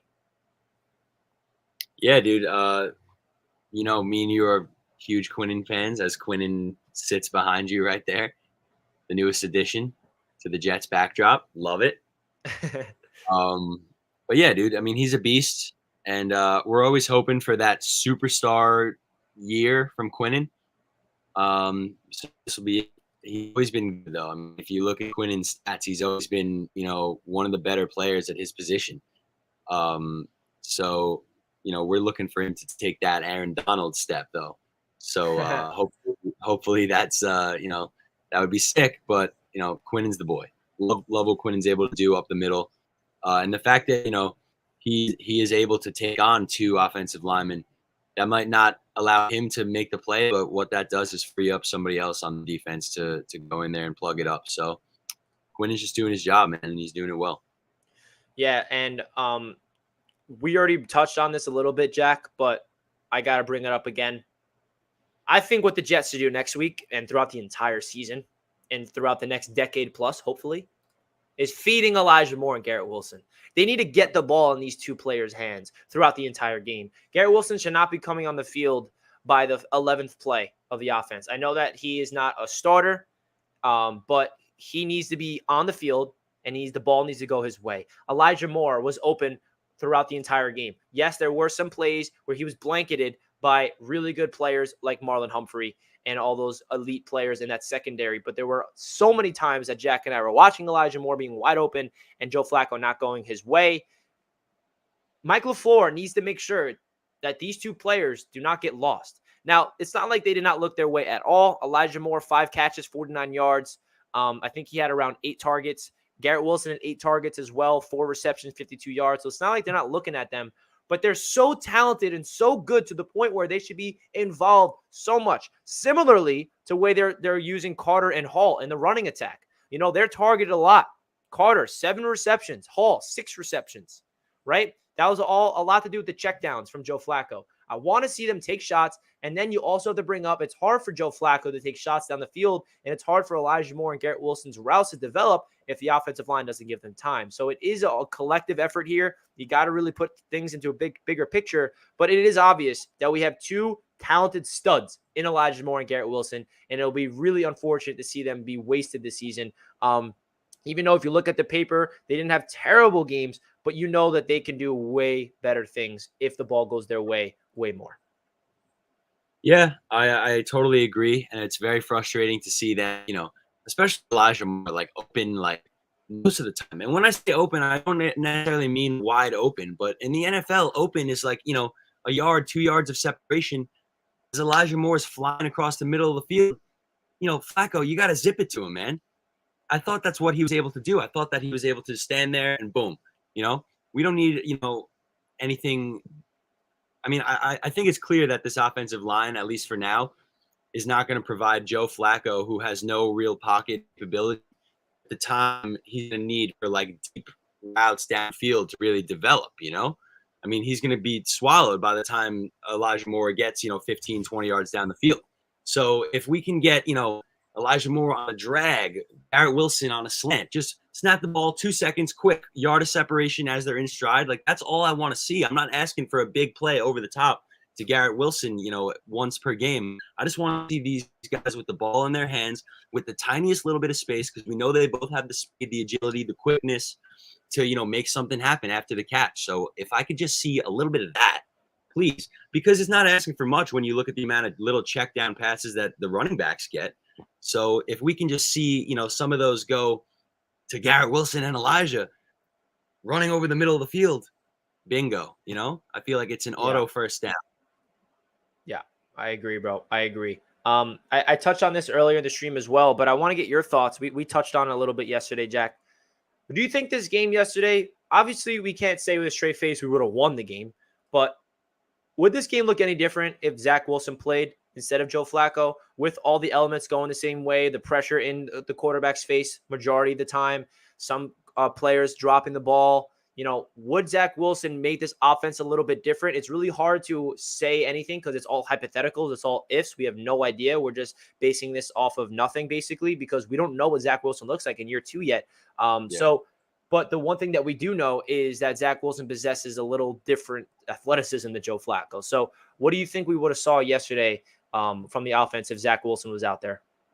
That's really the only thing that I can say, honestly, because it's such a hypothetical. I mean, who knows what Zach would have looked like yesterday. I personally feel like, maybe Zach would have thrown 2 picks yesterday, but maybe 2 touchdowns, because of his, like you said, his athleticism and his escapability that he has. Not that he's, Lamar Jackson, but he's definitely not Joe Flacco. He's a young athletic guy who had a 52-yard rushing touchdown last season. So we know he can use his legs. Unfortunately, he used his legs in the preseason, and now he's out for a month. So we're not asking him to primarily do that. That's not the style of quarterbacking play that we want from Zach Wilson. We want him to be able to stand tall in a strong pocket and have seconds, that he needs for these routes to develop. That's how this offense is going to succeed. But, right now that's not a thing because our offensive line does not look good, and Joe Flacco is an absolute statue who can't move. So I think that definitely maybe there could have been, a couple, hopefully maybe we wouldn't have gone 0-8 on third down until the fourth quarter if Zach Wilson, could escape out of the pocket and, find somebody wherever. Stuff like that is more a possibility with Wilson in play over Flacco. But I'm not going to say that we would have won the game if Zach was playing yesterday. Nah, definitely not. So I think that, it maybe would have been a little bit closer. Like I said, maybe 2 touchdowns, but then maybe another pick as well, because we know Zach kind of likes to throw picks. So who knows? Yeah, I agree. It's a giant hypothetical, but yeah, I think Zach probably would have threw a little more interceptions because the one thing that Flacco has over Wilson is, reading a defense better, knowing, limiting the mistakes. And Joe Flacco didn't have a lot of mistakes throwing the ball besides that one pick where Cage just slipped on his route. But Zach Wilson possesses that escapability and that element to his game that kind of is his quote unquote superpower where he can extend plays to his right and left, and broken down plays happen. And you never know what can happen when Zach Wilson can do that with the type of arm that he has. Elijah Moore breaks off of his route, and it's a broken down play. You never know. Zach Wilson can just make an explosive out of nowhere, and it completely flips this game on its head. And it's hard to really say that with a straight face because it's all hypotheticals, but we really have to make sure that we have to, unfortunately, be patient until Zach gets back. Hopefully, we can somehow win a football game before then, because next week is going to be a big one, which I want to get into with you, Jack, real quick before we open this up to some live callers before we end off the stream. So, guys, we're going to get into a quick little preview of the game next week against the Browns, and then I'm going to be giving you a link so you guys can join the show. You can ask Jack and myself any questions about the game. You can give your thoughts about the game. So please do not be shy and join in the show when we open this up to some live callers. But, Jack, so tomorrow, next week, we're on the road. Cleveland's home opener. Jacoby Brissett's their quarterback. They go on the road to beat the Baker Mayfield-led Panthers yesterday, rather. They have a ferocious offensive line, a ferocious defensive line, a two-headed monster in Chubb and Hunt. They got Brissett at the quarterback, Amari Cooper, a solid defense. What are your expectations? How do the Jets win? I mean, I don't want to be competitive in this game, Jack. I want to win the football game. I want to win this game. I'm sick of saying hopefully we could be in it in the fourth quarter. No, I want to win this damn football game. So how do we win this game, Jack? How the hell do we do it against Myles Garrett? Yeah, dude, I was just going to say, I mean, with that defense and the way our offensive line looked yesterday and the way our offense in general looked yesterday, and I'm pretty much 100% sure that Joe Flacco is going to be the guy again next week. I know, man, we're optimistic about this game before yesterday, and now that yesterday happened, man, I'm no longer that optimistic about this one. But the way we do win is by shutting down the running attack of the Cleveland Browns, which is going to be a hard task. But we know they primarily like to run the football, especially now that Jacoby Brissett is their placeholder until they get Deshaun Watson. And the one thing the Jets did prove yesterday is stopping the run, which is a very big thing because they struggled last year. They look like a completely different team in terms of defending the run, and the Ravens are one of the best running attacks in the league throughout their entire tenure. I know that J.K. Dobbins is out, but at the same time, the Jets' defense stepped up. So they have a big test to stopping the run against the Browns. Yeah, and I think that, if we make Jacoby Brissett, beat us by throwing the ball, I think that, clearly we saw great things from Sauce Gardner and DJ Reed, in week one. I do definitely worry about, I just think that hopefully LaMarcus Joyner and Jordan Whitehead can communicate better next week and not get burnt over the top. Joyner was terrible. I mean, the defense looked good yesterday, but they weren't perfect. Joyner was atrocious. Whitehead looked good on some plays, but on other plays, he gave up a touchdown. And, it's all about communication on defense, all about communication. And that cannot happen. And it also sucks for Bryce Hall, who can't seem to catch a break these days, man. Yeah, right. Because he was blanketed all over him, man. That was just, I guess he could have, threw a hand up at the last second or turned his head or whatever. But that was like near perfect coverage. That was just a brilliant throw from Lamar Jackson, who really is just so talented. So good. Man. So I'm not really mad at Bryce Hall for that, although it was a tough one. Giving up a touchdown always sucks. And of course, as soon as I saw it was 37, and everybody else saw it was 37, everybody started roasting Bryce Hall, who goes from a fan favorite to a fan hated guy now, just like that. But yeah, Joyner was definitely ass. I just want to see better communication from those two. Whitehead was making a couple plays here and there, but we didn't get burnt to the top, and we did. So that's got to be fixed. And if we make Jacoby Brissett try to beat us down the field, hopefully we'll be okay. Kareem Hunt is a dangerous check down option. So we got to contain that. But I was digging the way our linebackers were playing yesterday. They look good, man. So hopefully that will continue. So the defense, the defense, Jack. Run. I think we can all agree the defense stepped up yesterday, but they weren't perfect. And I think they have the potential to be a great defense this year. If they remain healthy like they are, and now these are the things they need to do to become elite. Get to the quarterback consistently and create turnovers. It sounds simple, but we saw them stop the run. We saw them play with physicality. We saw them hit people hard. We saw them force fumbles, but they couldn't recover it. Right? That play was a big, big play. I talked about it earlier. DJ Reed made a huge hit. Beautiful fundamental football, popping the ball out. Ball's out. Ball's out. 2 Jets in the area of the ball, 1 Raven, and the Ravens recover it. The next play, Jack, was that 55-yard bomb to Bateman. That's what made it 24-3. It was 17-3 at that moment. If the Jets recovered the football, we would have had great position to potentially get a touchdown to make it a 7-point game. Not saying that, we would have won, but that was a game changer. So the defense they did so many great things, but they couldn't just get that final big-time play to just get the ball. So we saw DJ Reed show off his ball skills. I mean, that interception was very impressive. But if they can get at least 2 or 3 turnovers a game, it can get a little more, pressure on the quarterback more consistently with getting sacks. I think this Jets defense has a chance to be very, very good this season.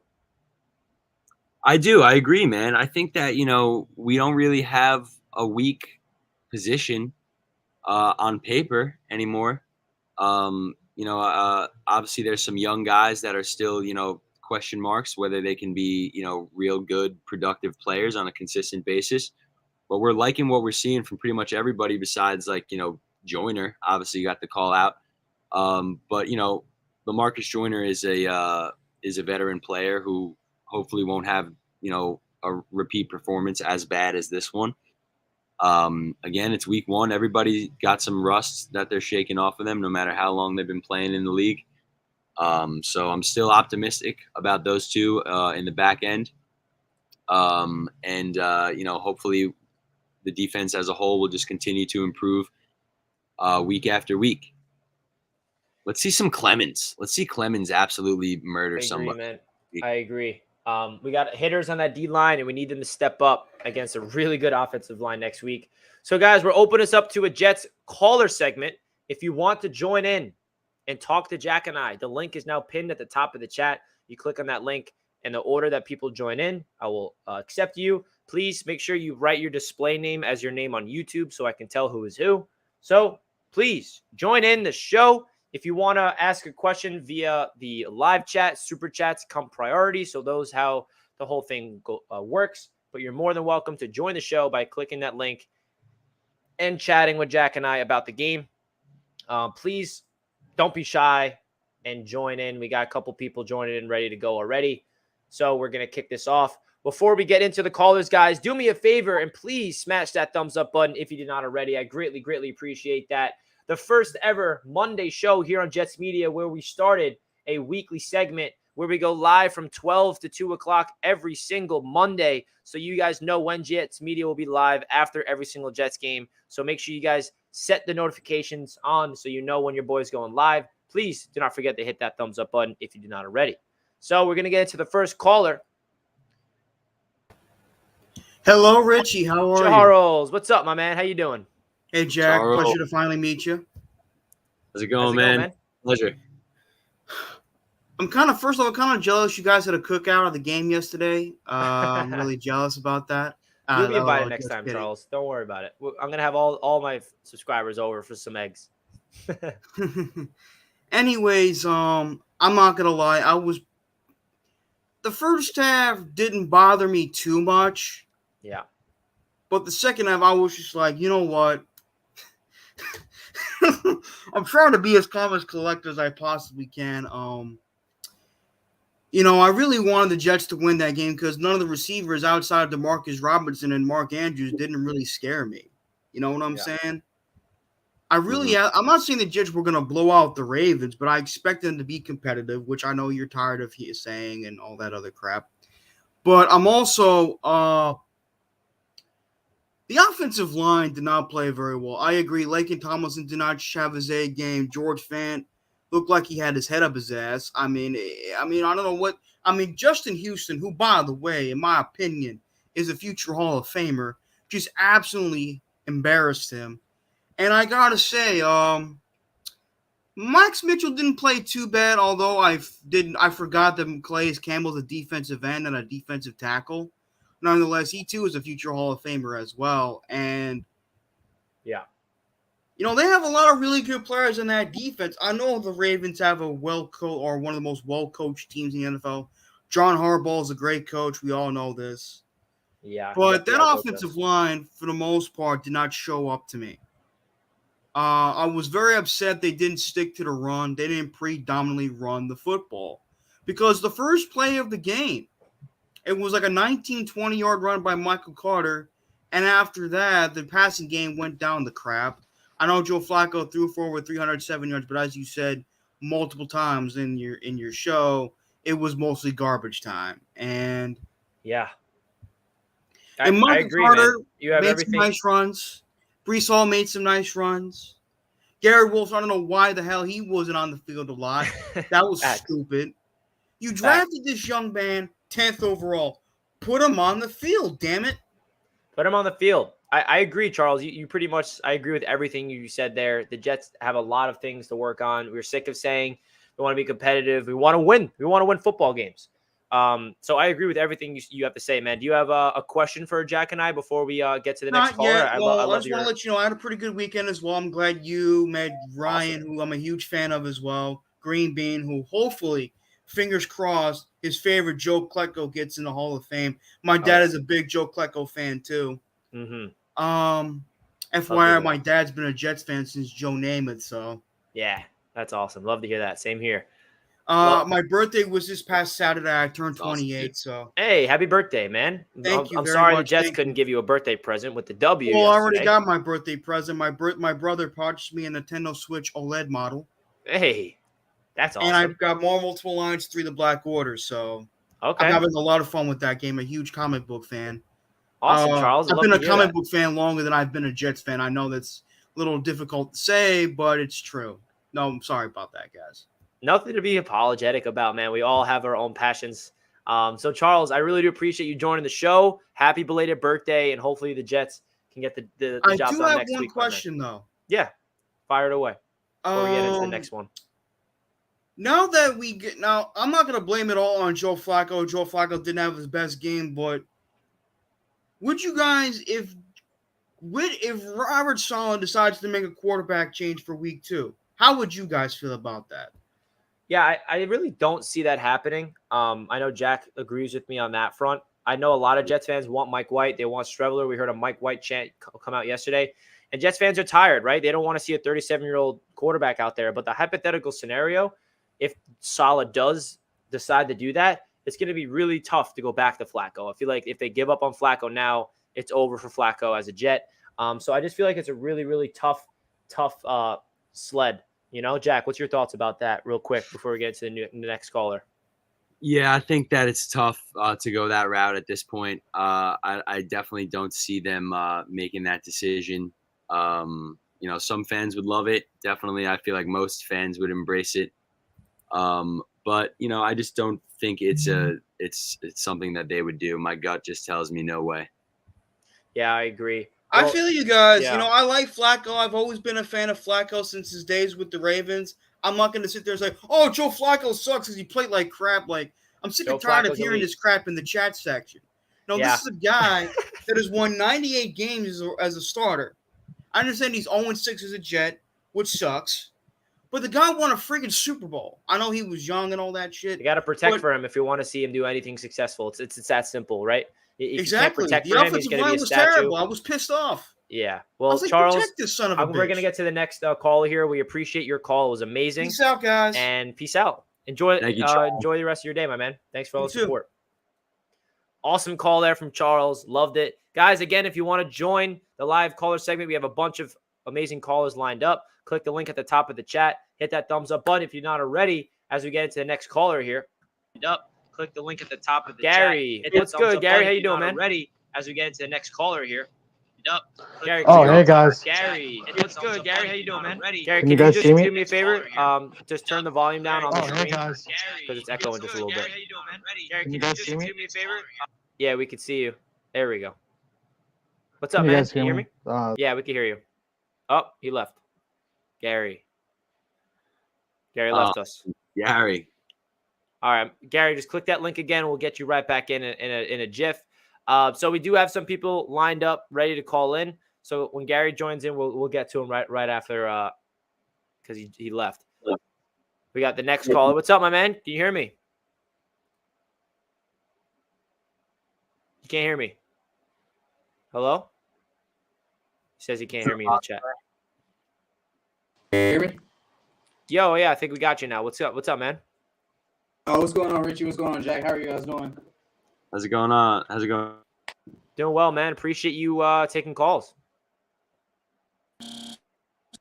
I think the defense played to me. Obviously, you had the with gosh, what's his name? Our strong safety, the one that left that pass that go, the 55-yarder, Foyer. But Joyner. Besides that, Joyner. Yeah. So besides that, I think our defense played very, really well. It's just obviously, we had the offensive issues that was going on, the offensive line, but I think this whole Joe Flacco thing, man, like, yes, I get it. He's a backup, but we need Zach Wilson bad. I mean, to me, yesterday proved that dramatically because it's like the minute he hikes the ball, the minute we have pressure, it's like he couldn't do anything. And I get it. He's a stationary, target. He's a stationary passer. He doesn't move or anything, but it's one of those situations that's like, if you can't really find the pass, you got to be able to maneuver out of the pocket somehow, some way, And 100%. I feel like he wasn't able to do that. And I feel like yesterday, Robert Saleh, he said it perfectly. He was like, we lost that game. And I 100% agree. It was like there's those big plays that we just let go past us without us trying to, get some sort of momentum with it, But the question I have for you guys is, yes, absolutely. But the question I have for you guys is, so next week, obviously, we have Joe Flacco. I believe the week after that, we have Joe Flacco still. I think Zach Wilson comes back week 4 against Pittsburgh. Do you think these are losses that we take? Do you think they're going to hold? Do you think management is going to hold this over Saleh in terms of like if we go 0-3, 0-3 before Zach Wilson comes back? Do you think there's going to be pressure on him in terms of him being on the hot seat, or do you think the pressure won't come until Zach Wilson's playing and we're still losing? Yeah, that's a great question. I think a lot of it has to do with, obviously we don't want to talk about competitive football. We want to win some ball games here. But if we go out there against the Browns and the Bengals and get our ass spanked again, and we're not competitive, then those conversations are gonna come up. And when you're in the New York media, in the New York market, like Saleh is, and they understand that the pressure's on right when you're a head coach, no matter the situation. So if Saleh goes out there, I think you do have a great point, because is it right for us? Like, is the defense still playing at a high level, but the offense just simply can't move the ball with Joe Flacco? Like, is the special team still looking bad? I think a lot of factors are going to be against it, but fans might be, going for Saleh's head, but I don't think management's going to go for Saleh's head until we get to see a full year or two of him with his starting quarterback out there. That's just the way I see it. I think this Jets management and people upstairs, they're going to give this regime 3 years, not 3 more years, but like this year and next year to really assess this thing, because it's such a young team. You got to give them a chance to develop them before we just pull the plug. And they're sick of doing that and being reactionary and just, pulling the plug too early, because you never really can gain continuity in that way. But at the same time, if the Jets go out there against the Browns and the Bengals and get their ass spanked, there's no doubt that there's going to be question marks, and Zach Wilson's going to go out there. It's going to be a lot of pressure. So, Jack, what's your thoughts about his question? Yeah, I think it's a great question. I think it's really interesting. And I think that, unfortunately, we all want this regime to work out more than anything, right? We all believe in Robert Saleh. We love Joe Douglas. But the fact of the matter is we can't continue to win, 4 or 5 games per season and then, look forward to the offseason and talk about how good we did in the draft and yada, yada, yada, just to not perform when it all matters.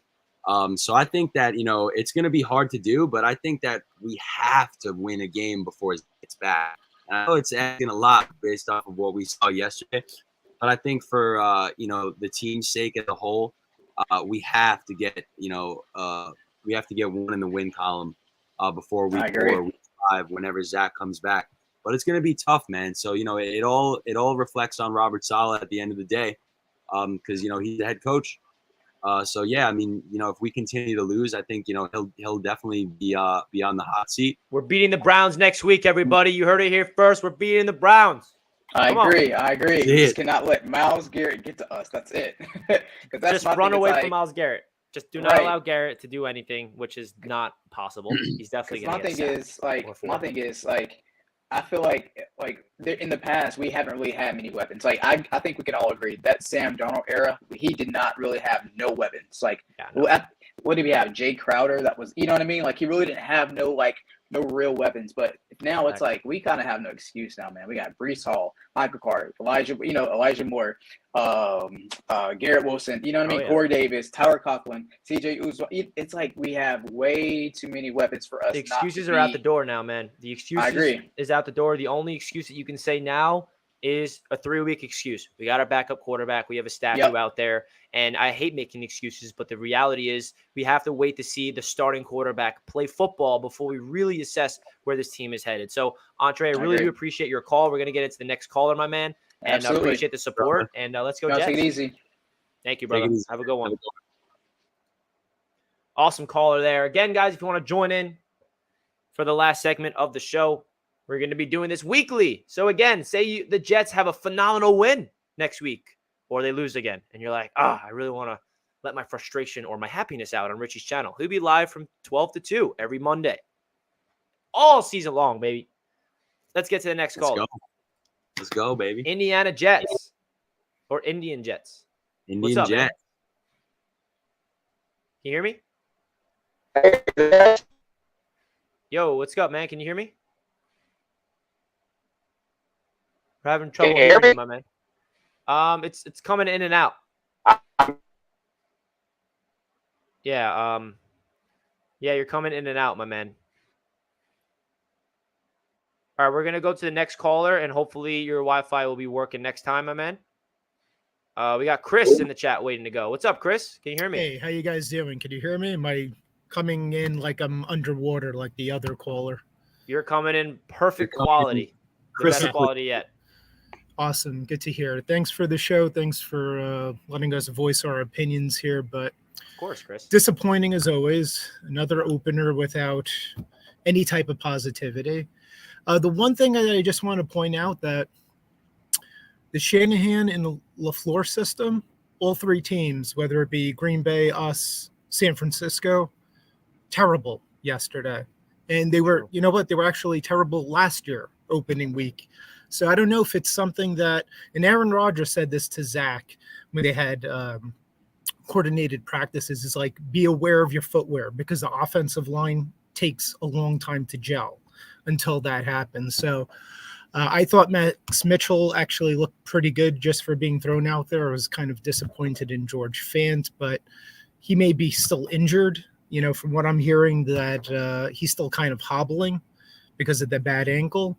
But if that offensive line plays better, and the running backs too yesterday, they were missing their assignments. Just looking at, you know, some of the game tape from yesterday. So anyway, that's all I had to say. Thanks, guys. Have a good afternoon. Yeah, Chris, you hit every single point. I agree with you, my man. The offense is taking a little bit long, and he had a great point where all the systems around the NFL, that is a similar system, the Packers, and like the Packers last year got their ass whooped week 1. The Packers this year got their ass whooped in week 1. Now, I don't know if that's a telling that's going to be the same exact situation with the Jets. And also last year, the Jets offense looked atrocious to start the season off. It was not until midway through the season to the end of the season where we saw this offense really step up. So Chris was an excellent caller there. Chris, I appreciate you tuning in, and I appreciate that call there, my man. Appreciate you. Getting to the next caller here. Matthew, can you hear me, bro? Yeah, I can hear you. How are you? What's up, Matthew? We're doing good. All right, so quick question, or I kind of just want to hear your thoughts. What do you think about the Patriots and Dolphins game this week? Yeah, so, you have another question about that game? Well, or just in general? See, before the season, I had the Jets actually coming ahead of the Patriots, and I don't know really where the Dolphins are going to be this year, but I kind of just wanted to hear your thoughts on what you thought of Tua. Are you a Jets fan? And no, I'm a Bills fan. Okay. Yep. That feeling. So you're a Bills fan. Okay, so listen, I didn't really get a good chance to watch that game yet, outside of the highlights. But the one thing that I did see is Mac Jones and that offense looks really bad, and their offensive coordinator system is just not working with Matt Patricia. And Mac Jones, I think, is suffering a back injury, and their offense was just bad. And I saw Tua make a bad throw, and I saw Tua basically what he did yesterday was just play good enough where the team around him won him that game, because I saw the Dolphins defense get in the end zone. And I just feel like the Dolphins just look like the better, well-rounded team, which is crazy to say because the Patriots are still coached by Bill Belichick. So I think that the Dolphins are definitely going to be the better team over the Patriots. And I'm hopeful that Matthew is correct where the Jets are finishing over the Patriots this year, because that will be great, right? I think they will. And, I mean, I'm a little disappointed because I really thought the Jets this week would have beat the Ravens. Or I thought it would have been much closer. Yeah, it was close for a half, and then I do, like you were saying earlier, I think if Zach Wilson was playing, I do think the game would have been a little different. Just because he's young, he looks good when things are going right for you guys. So I agree. Jack, what do you got to say to that? Yeah, man. Well, first of all, I appreciate it. I'm a Bills fan. I never thought I would say this, but I'm completely jealous of you. You guys look absolutely sick, and it's frustrating as all hell. But yeah, I think hopefully when Zach comes back, he's able to get right to it, because we can't afford at this point, to wait 2 or 3, 4 games for him to get into the groove. Hopefully he's able to just get right back to it and start playing some good football for us. But I do think the game would have been slightly different yesterday if he was playing. But going back to your initial question real quick about the Pats and the Dolphins, the whole Matt Patricia calling offensive plays for them really is a head scratcher for me. I just don't understand that whole situation at all. They have a young quarterback in Mac Jones who, is kind of in limbo now with all of this stuff, and now dealing with an injury on top of it. So it's just, kind of a bad situation that's brewing for them over there. And I love it. I mean, obviously we're all here for it. We're all here riding on the Patriots' demise train.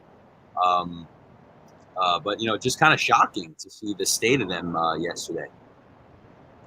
Yeah, I think that's good for the rest of us. So yeah. And I started Bryce Hall, guys, on my fantasy, and I'm a little disappointed, but it's all right. I had Jonathan Taylor, so he made up for the points. But it's all good, man. He had 6 receptions.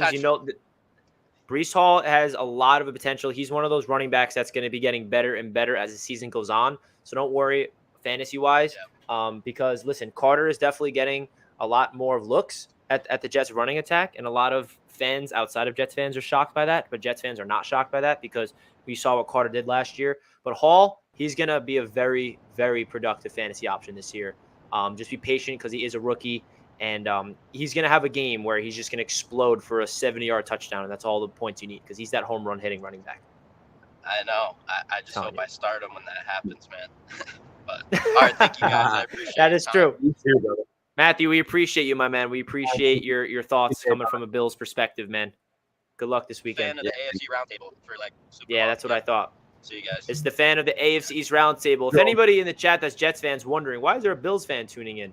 That's because we got very loyal Bills fans and Dolphins and some Patriots that watch the channel that come from the AFC East Roundtable. So, Matthew, I appreciate you, and I'm looking forward to a Wednesday night show on the Roundtable.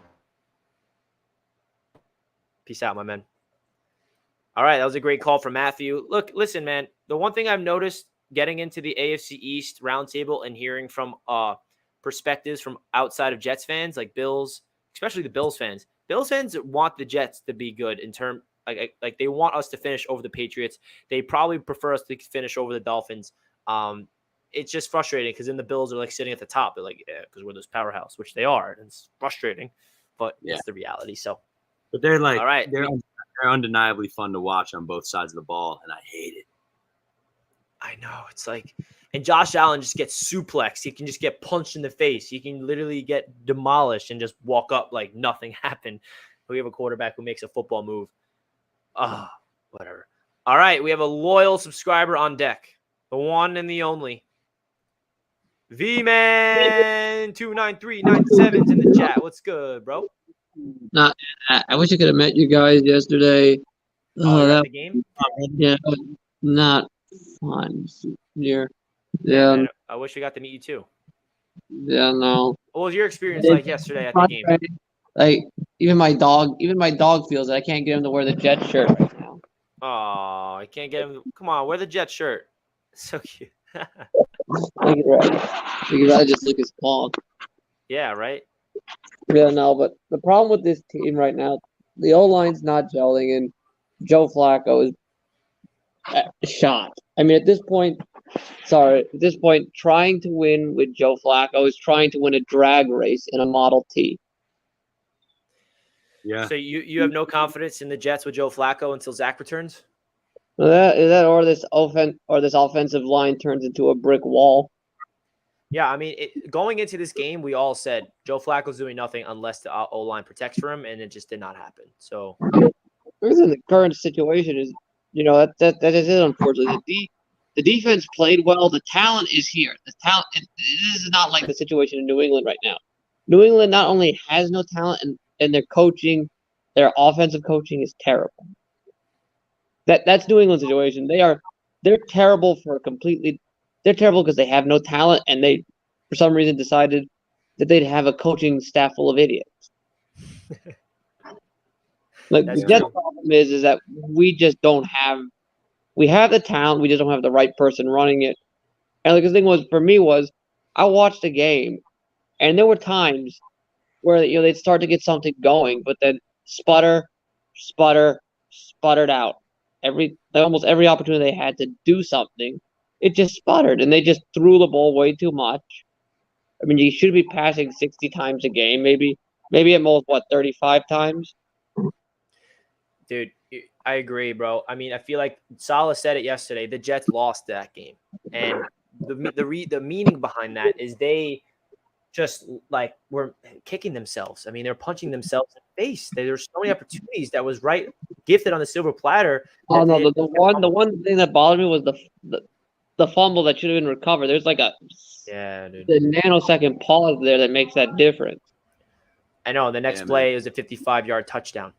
If you just, you gotta. I don't know how they haven't figured out that when the moment the ball gets knocked out, you gotta jump on it. Like you gotta pounce. You cannot hesitate.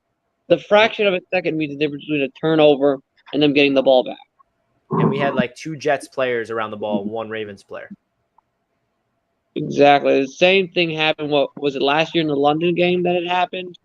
Where they was the London game where they just stared at a fumble and just did nothing about it until it was way too late. Yeah, it happens, V-Man, and it's really frustrating. We have a big test this week. No, the fortunate thing is that you're not facing a guy who's an elite. It's Jacoby Brissett, so you should be competitive in this game. This is not the Deshaun Watson. This is not some elite quarterback. This was their third op. This was the Patriots' third option at quarterback. So it's not like something you should be scared about. Yeah, I know. I'm not scared of the Browns. I'm just scared of the Jets.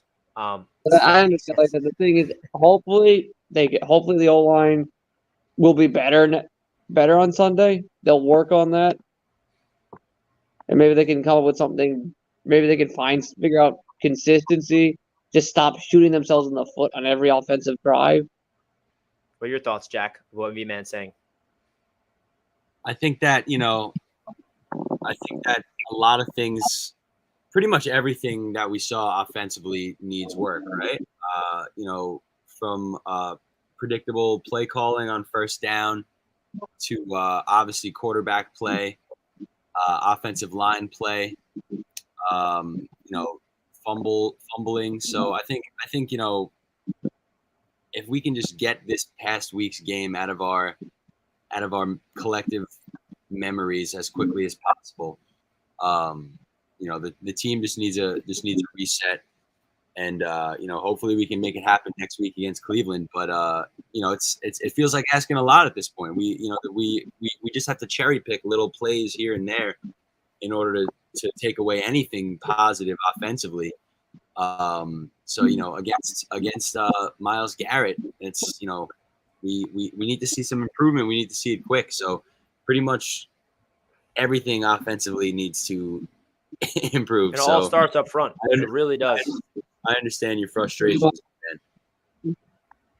You either need a brick wall or need a quarterback who can actually use his legs. And we have a quarterback that can use his legs. We don't have a quarterback that can stay healthy on his legs, which is the unfortunate part.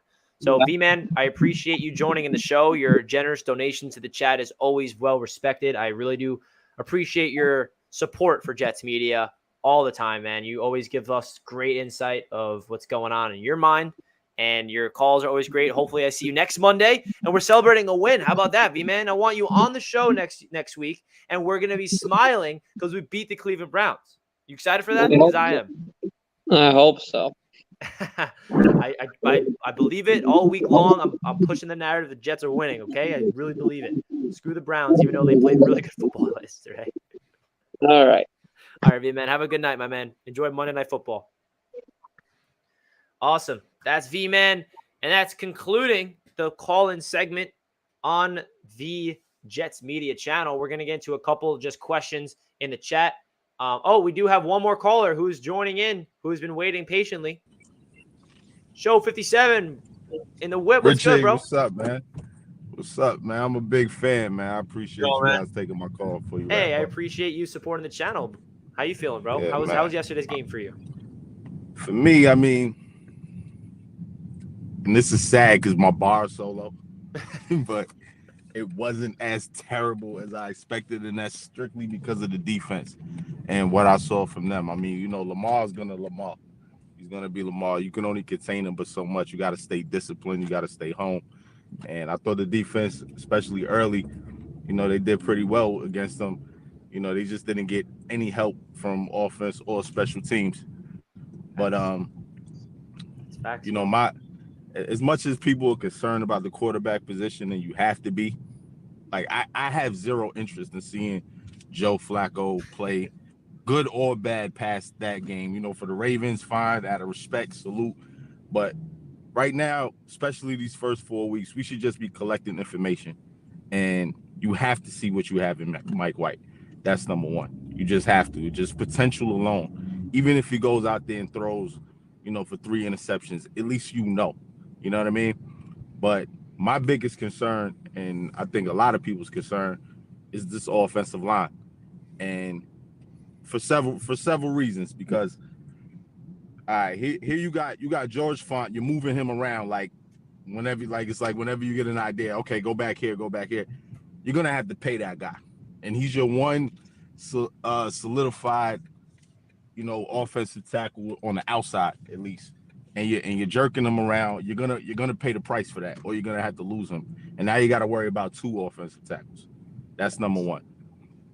If I think people are ignoring this thing right here, and you could chop my head off if you want. And of course, Mekhi Becton, yes, he was out of shape.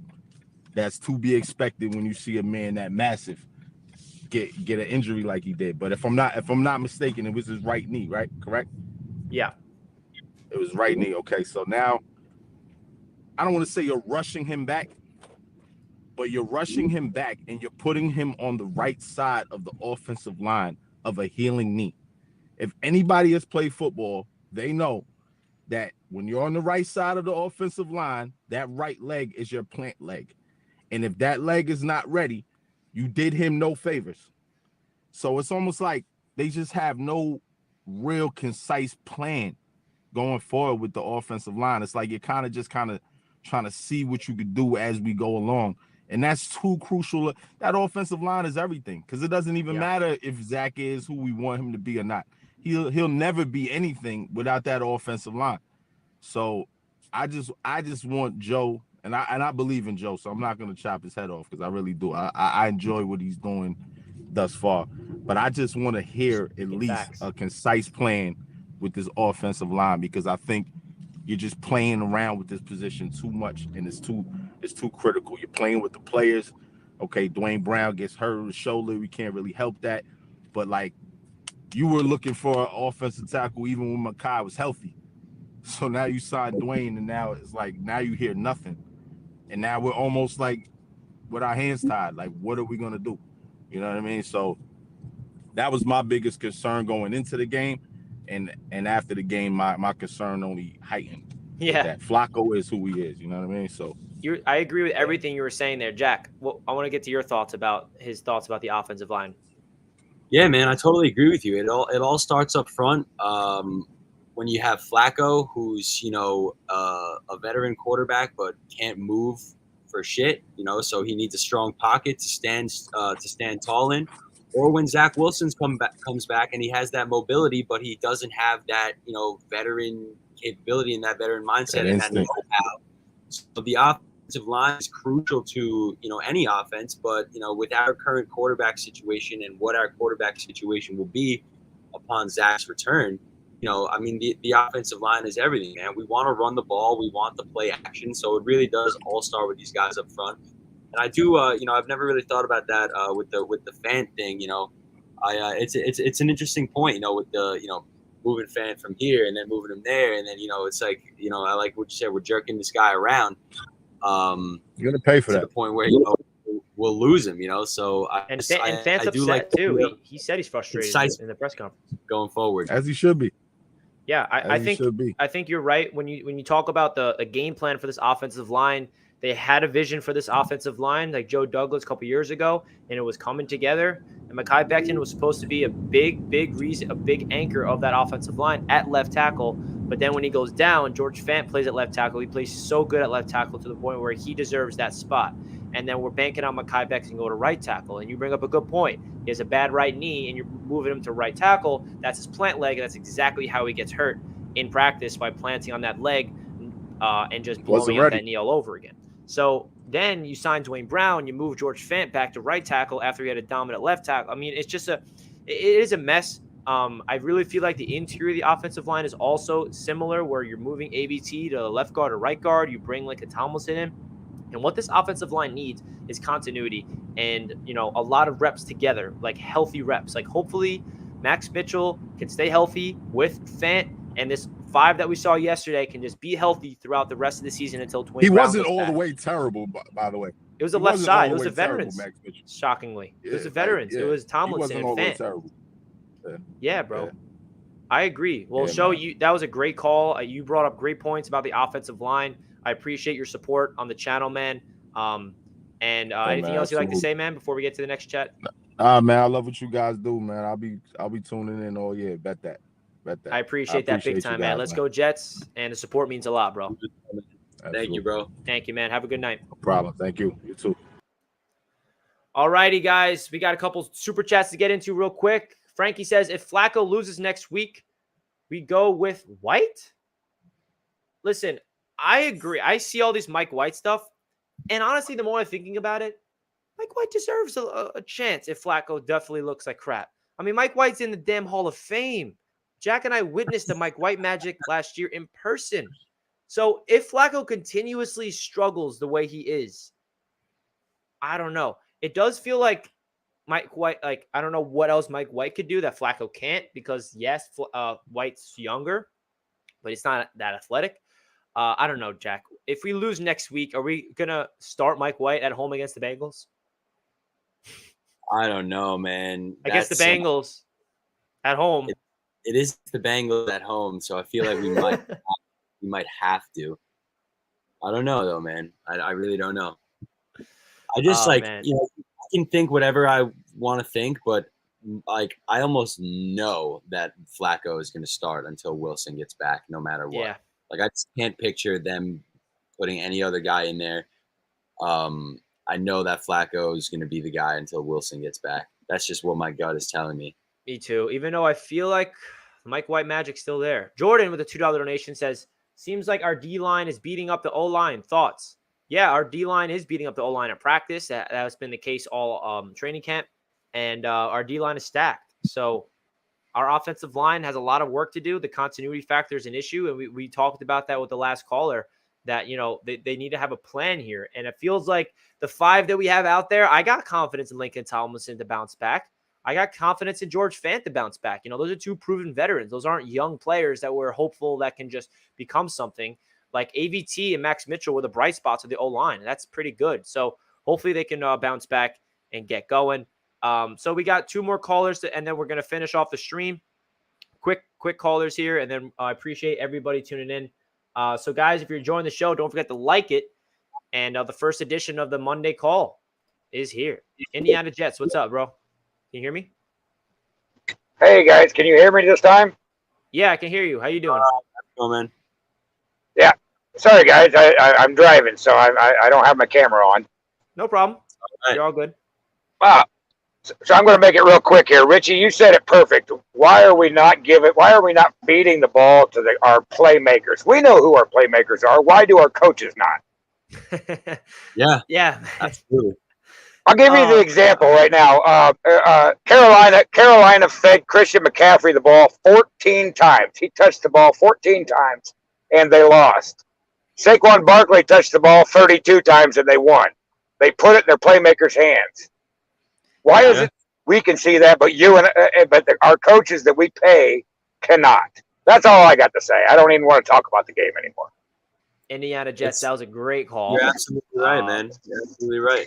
It was frustrating to see. I mean, from the stands, you know, watching Elijah Moore, you know, have separation on almost every passing attempt and him never getting the ball his way. It's just, you know, it's frustrating as hell, man. So totally agree with you. Hopefully that changes.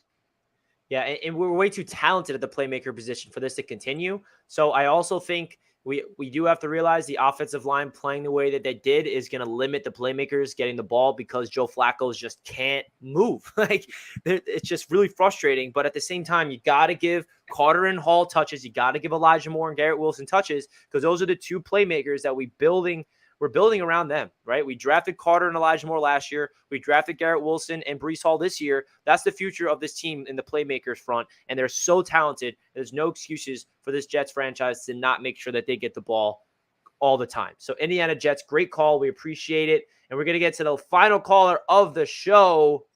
Let's get weird. What's good, bro? What's going on, y'all? How you doing? What's up? Good. So just a few things. I kind of joined a little late. I've been working, so I had to good. And talk to you guys. So first thing, I don't know if you talked about Strevler, White, Flacco much. A little bit. This could be just me, but since he had no weapons to throw to in preseason, it still did as good as he did. Who's to say running with the ones? You know, like how could he maybe not have a good, having actual people to throw to? Like, is that me? Talking about Strevler? Yeah. Yeah, listen, man. It's awesome, because what we saw from Strevler was probably the greatest preseason quarterback performance I've ever seen in my life. Yeah. And he's on the team. He made the practice squad. So, and he also brings an element of mobility. So if you really want to talk about Strevler real quick, if the pocket collapses, Strevler could pick up the first down with his legs. We saw him do that. And he's a gamer. I mean, that man's a gamer. I don't know if the Jets will ever start Strevler unless Flacco and White goes down with an injury. I really don't see it happening. I don't see the coaching staff doing that. But us fans can talk about it, because we saw Strevler literally lead the Jets to a 3-0 preseason. And the Mike White situation, we already talked about that. Jack, what's your thoughts about this whole quarterback stuff? Because we talked about it already, but the reality is we need to win a football game before Zach Wilson gets back. And if Joe Flacco looks like what he did yesterday until Zach Wilson gets back, I don't know what to do. I mean, they don't have a chance. Yeah, I mean, I think that it's just pure. I think that the coaching staff's line of thinking is that, Flacco gives them the best chance to win. Flacco is the veteran. Flacco is the former Super Bowl MVP. Flacco has the experience over Strevler, over Mike White. We all know what Mike White did in the famed game last year. But, he had a crap performance after that. So, I think that, at the end of the day, I kind of feel this way as well. I think that Flacco does get, as sad as it is to say, I think that Flacco right now does give us a better chance at coming out with a W than Mike White. And that's only with the O-line protecting, which is the problem. Yeah. And I think that, we're all just hoping for it to look way different when Zach gets back.